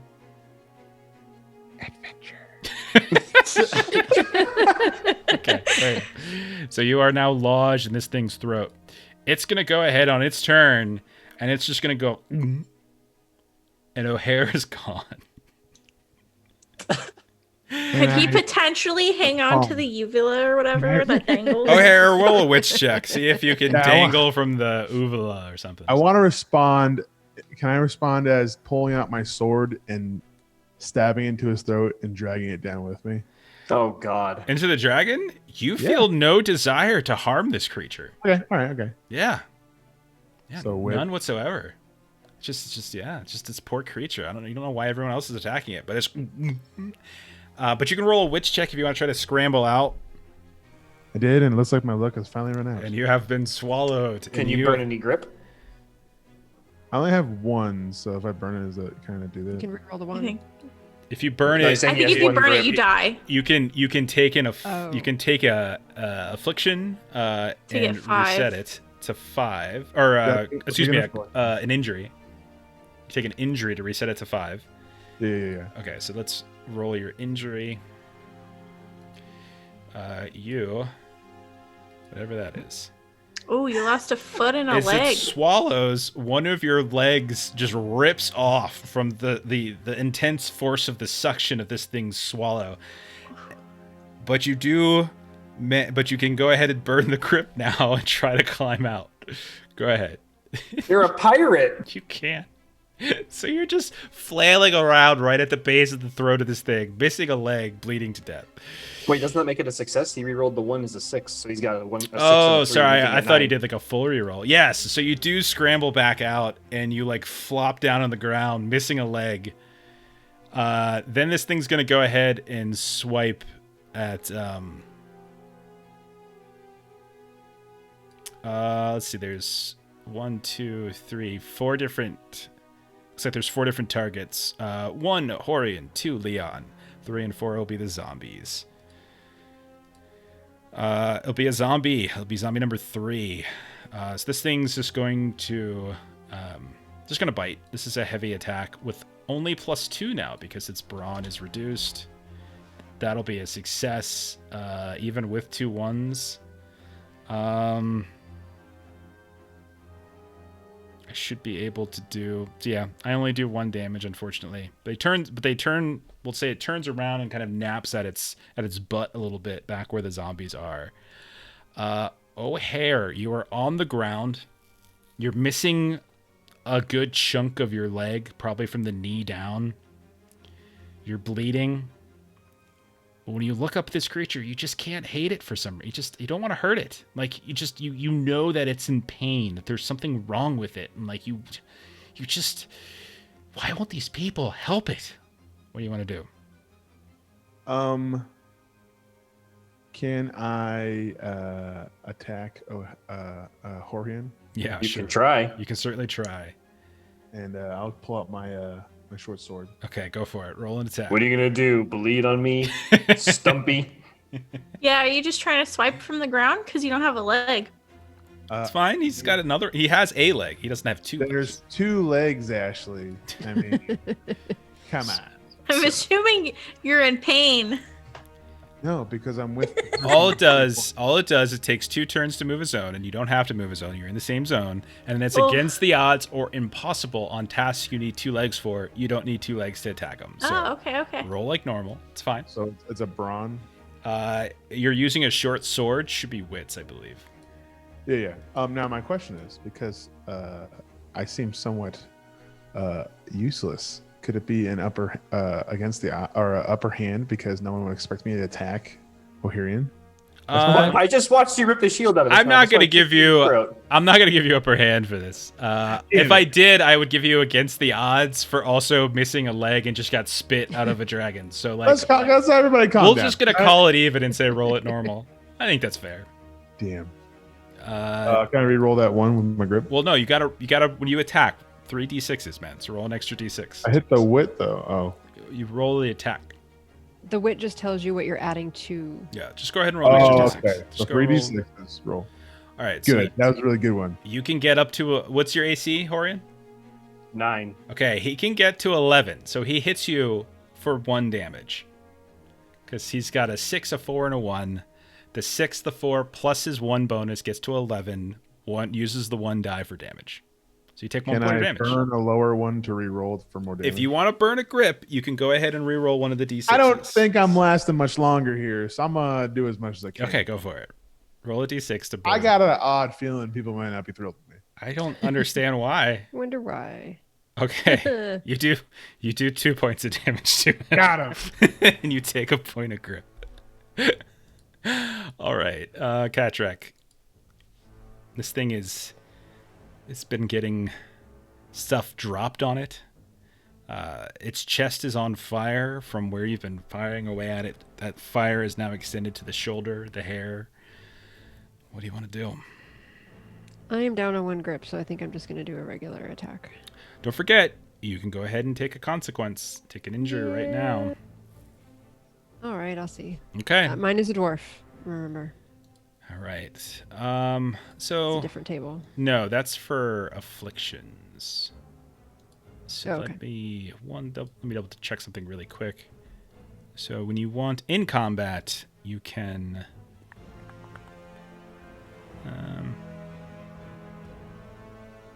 Just trying to remember. Talk amongst yourselves for a minute. This I is where you're wonder supposed to fill how my much air. Health it So- has left. I also wish we knew like what would help it, because I don't want to kill both of them. But Yeah, if only We don't anyone know that. ever took that road rather than. I'm sorry that I can only take a couple of hits from this thing because it did a damn lot of damage. Let's just burn shit immediately all the time, guys. We literally walked in, it roared, it attacked us, and it did 2 damage after I rolled successfully. He only cares because he's infected and it affects him. What about Yeah, the he That's the only- only reason. He only gets to care because it went for me. Okay. If What it went about for him, he hair would have been swallowed. How do you explain the hair village of immediately burning to the ground? What the hell's wrong with you? Okay. People are They sick. deserve it. So it is injury is combat and affliction's out of combat. So and you go back to 5 grip, but I did roll your injury, no effect. You got lucky. That's why it says effect. Okay, so you're back up to 5 grip and Okay. take your turn. so now I'm going to do my radiant blade again. So it's upper hand, and I rolled well. Holy so I crap. dropped the 1, and Yeah. wit is a 2. So it's a 5, a 4, You and got a another 2, crit. and a crit. Okay, so 6 So, damage. Roll your extra D3, your bonus damage I've that's a been 1. giving you. All right, so that's going to be 7 damage. That's my radiant blade. 7 D3. damage, and then we'll do the And then- injury. Yeah, for the crit. Okay. You have been firing away at this shoulder chest area.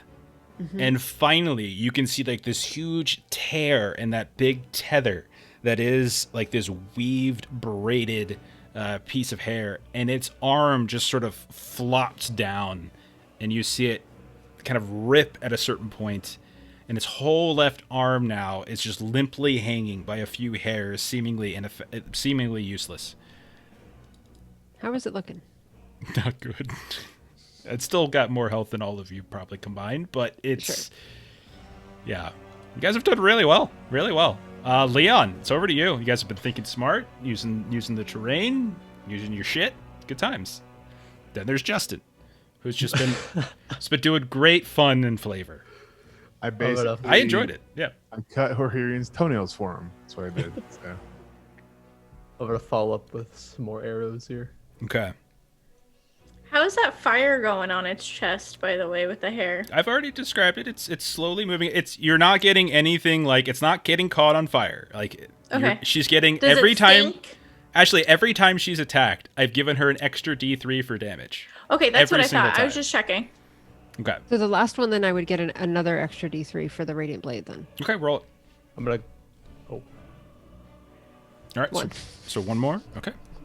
And it's dead. No, okay. I'm gonna use grip to reroll the 1 I got. Go for it. And so what are you doing? Sorry, I missed. It's a crossbow shot. Okay, just shooting a crossbow. You got +2. Looks like you let's only get the see. 9. 9 plus 2. No, It's you 11. can get to 7 + 2, which equals 9. Right? Oh no, you rolled a 6. Sorry, I was looking at Melissa's too. Yeah. Yeah, He can't get the crit though. you can't get a crit, but you can do 4 points of damage to it. Yeah, 4 points sounds good. Very nice. Okay, this thing is really starting to whittle down. O'Hare, you hear this like desperate anger just kind of overtaking the sort of mind link that you have with it. Sophie, your turn. I'm gonna have this guy's gonna attempt to come closer. Yeah, he And can then burn his whole turn to get up there. Okay, So the I'll m- do that then. Yeah, go ahead. Okay. And then, but he's gonna loom over O'Hare. Okay. And then the other two, I'm gonna have attack again. Okay. So go ahead and roll your 2 attacks. That's a miss on the So that first. one misses. Miss on the second. Miss on the second. Okay. And then for me, I have a torch I'm holding. I want to kind of jam it in between like a rock near me Okay. so that it's still giving us light, and then That's fine. pull out and load my crossbow. Okay. So you're commanding the things. You jam the torch into the side, pull out this big heavy crossbow, and load up. For Yeah, the and next- that's my turn. Sounds good. Hohrion, what do you want to do, man? This After little commanding this son of a dragon- bitch is attacking you. What do you want to do? I don't even pay him any attention. After commanding this dragon's attention for quite a while, I pick up the greatsword and I'll take a big old swing at it. Bring it. And I'll burn a point of grip with my weapon master to get upper hand on the attack. Beautiful. Do it. Okay. Okay. I That. think I need to roll one more d6, correct? Yes. Okay. So you can do 2 damage basically is where you're at. Yeah. But if with 5 I crit, correct? Because of the greatsword's ability. 5 or Only 6 if you're causes- using that as a damage die. Oh right, but that's you're okay. Gotcha. Yeah, but you need it to get to 10. So you do your 2. Like you guys are whittling away at this thing. Unfortunately, it's gonna get another turn. It's gonna Do I instead of moving, can I put my manacles on O'Hare's hands? I forgot I had manacles. That would probably be an action. Okay, I never think. mind. Yeah. Okay. I think it's gonna go.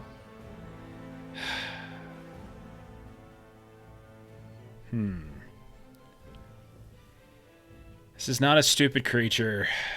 It knows O'Hare is not really doing much to help it. It doesn't really feel too concerned about these zombie creatures. I mean, it knows Hohrion is the one who's... I mean, it wants to get to Cattrack, but it's pinned. So either I burn its turn to free it so it can move, or I just turn and attack her. I think I'm just going to burn its turn.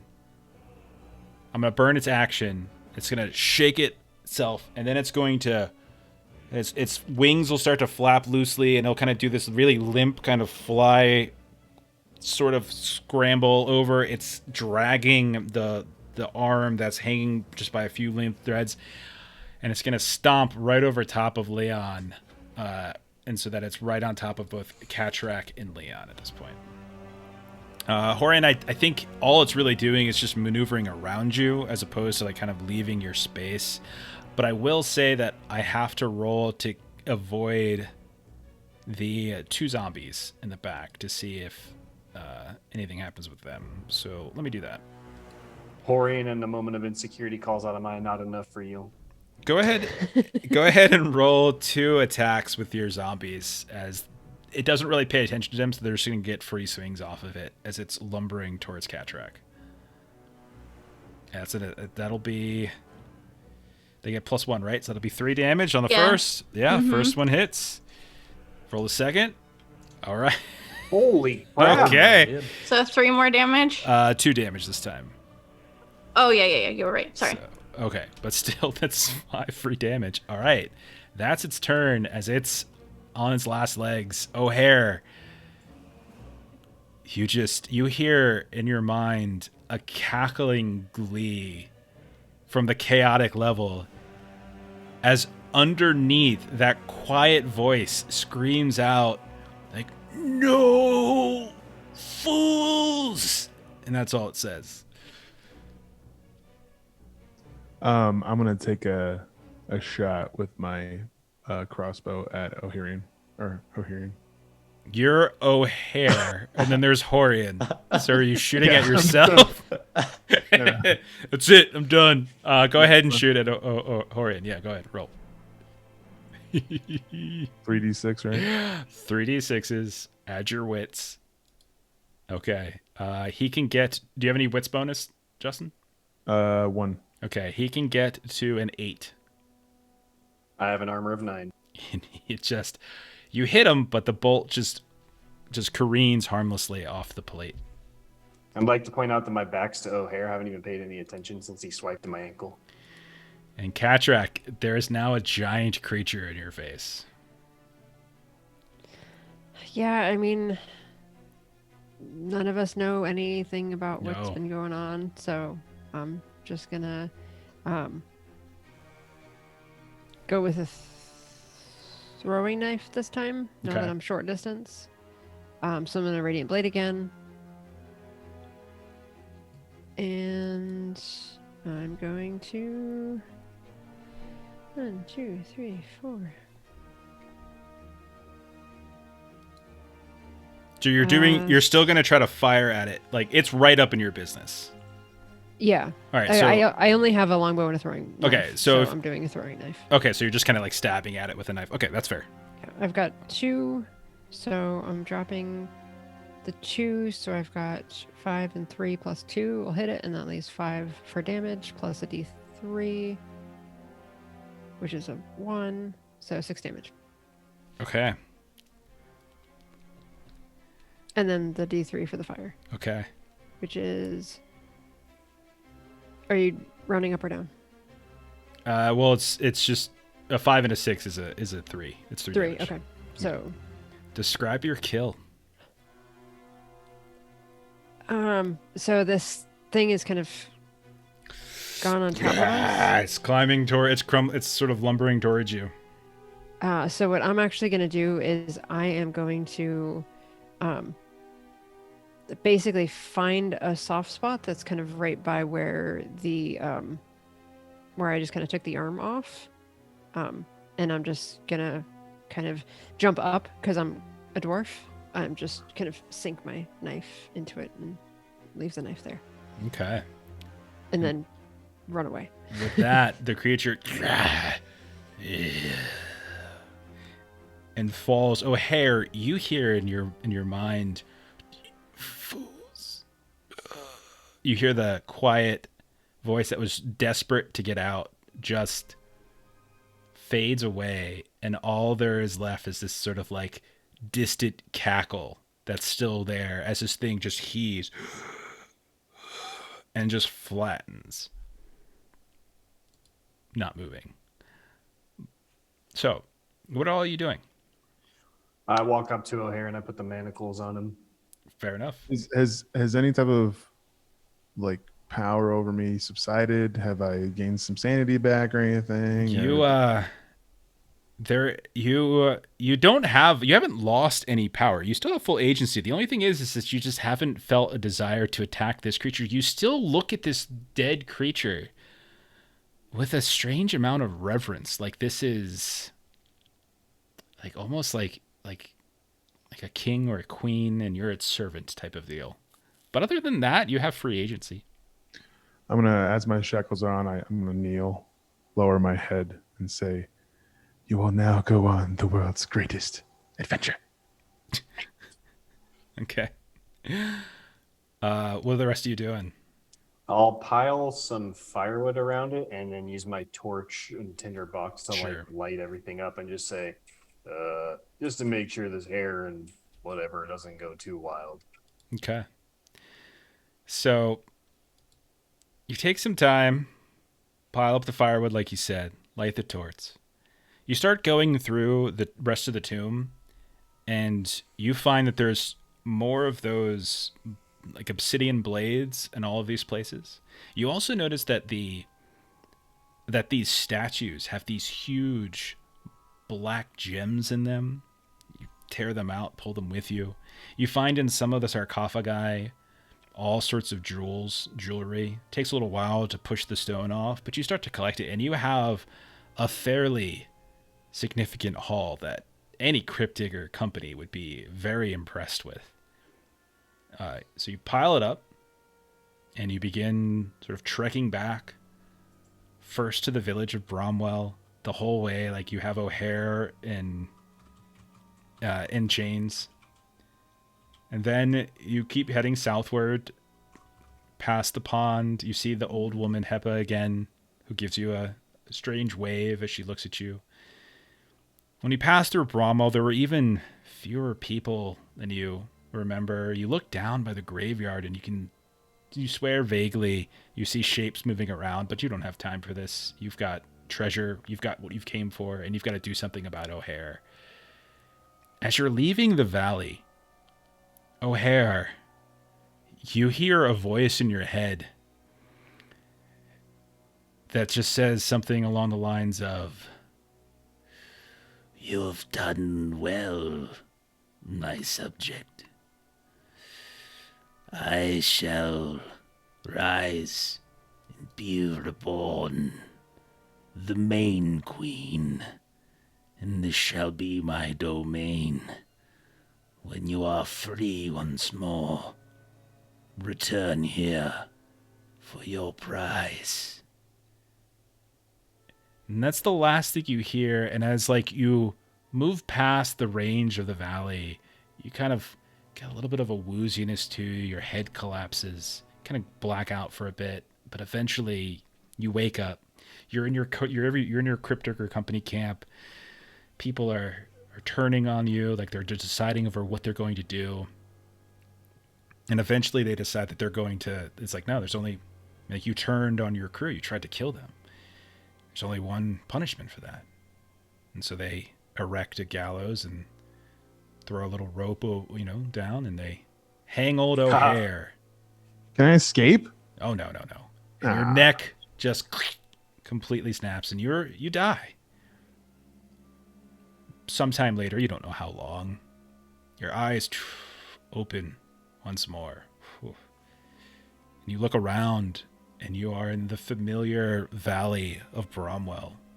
And you can see that there are these loping, hair-covered creatures, these humanoids with braids on them, who are kind of pushing past grass and dirt. They reach down and they pull you up, and you hear some vague voice.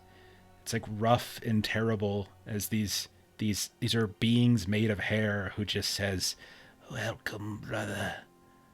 The queen is expecting you." And as they lead you to the village, you can see right in the center of that village the massive figure of the dragon, burnt, broken, chunks of flesh missing, but being re-stitched together with silver gray hair by the dozens and dozens and dozens of hair puppets of Bromwell. And when she sees you, you feel this just crazy instinct to kneel before her, because your leg has regrown. And when you look down at your feet and at your hands, you yourself no longer have flesh, but are instead the silvery white stitched braided hair of a hair puppet. And that's where this adventure will end. Oh my Does gosh. the Rage Against the Machine song from the end of the Matrix play too? Yes, When and you it's start flying away. Absolutely. Okay.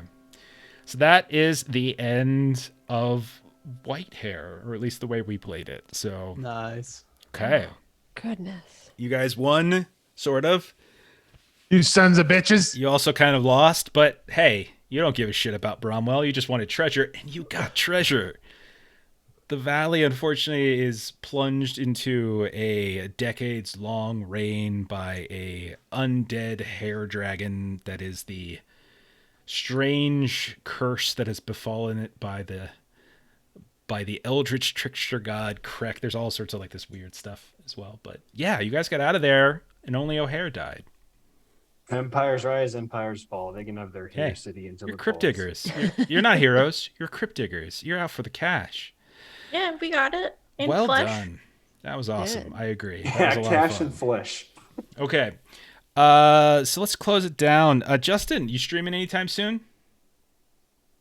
I'm have to do a little bit on the back burner right now. I have a lot of professional stuff I deal with, but after that's done, I'll be coming back off as much as I can. Me and my boy Derek, we're like, I think we're ranked number 3 or 4 in all of Apex. Yeah, something like that. Pretty Last I sure checked. that's what happens. Do you play so that's- offline multiplayer and you just happen to rank yourselves 3 or 4? Yeah, it's their own custom match. We actually First place is a bot. Okay. we actually play it a lot like Final Fantasy Tactics. It's a weird. Not many people play like that, but we do, and so like we're top 3. So And where can they find you there, sir? Where's your actual... that is Twitch channel. twitch.tv/Jehoofa Jehoof. Okay. Jef. I forget. He's a math teacher, not an English teacher. Jehoofah. Jehovah. Yeah. Okay. Okay, and then for the rest of us, we play every weekend. You can catch us on Fridays and or Saturdays playing games right here on twitch.tv/lollygaggers. You can also see us every other Monday, including this coming Monday, which will be the 8th. As Melissa and I will continue our Alien game. So come back at 9 Central. We just had a ship explode. It's crazy. I don't know what the hell's going to go on. Tomorrow night, I think this is 7 Central over on Free League Publishing. You can catch you can catch me playing Svavel Winter, which is some old Free League game or like their first role-playing game. So that's going to be fun. On Tuesdays, I've started a weekly game where I'm a player in a Call of Cthulhu Mass of Nyarlathotep campaign. That's at like 3:30 over on Garblag Games Twitch channel. So you can come check all that kind of stuff out. And that's about it. All right, so I think we're going to go ahead and drop it onto the end screen, and we're going to rate our buddies over at the Defenders, who looks like they're going strong. And thank you to everybody who hung out tonight. Thanks for all those bits. Captain Kyrian gave us some. We got some from Bert. We got some from Chuck. We got some from Chrissy. So we appreciate all of that. Gladius Maximus. Thank you, Yeah. Kaylee. So much. So many wonderful bits. We really appreciate it. So come check out Alien on Monday. It's going to be a lot of fun. But thanks for watching. I can't wait for it. Thanks, everybody. Good night, everybody. Bye, guys. Bye bye.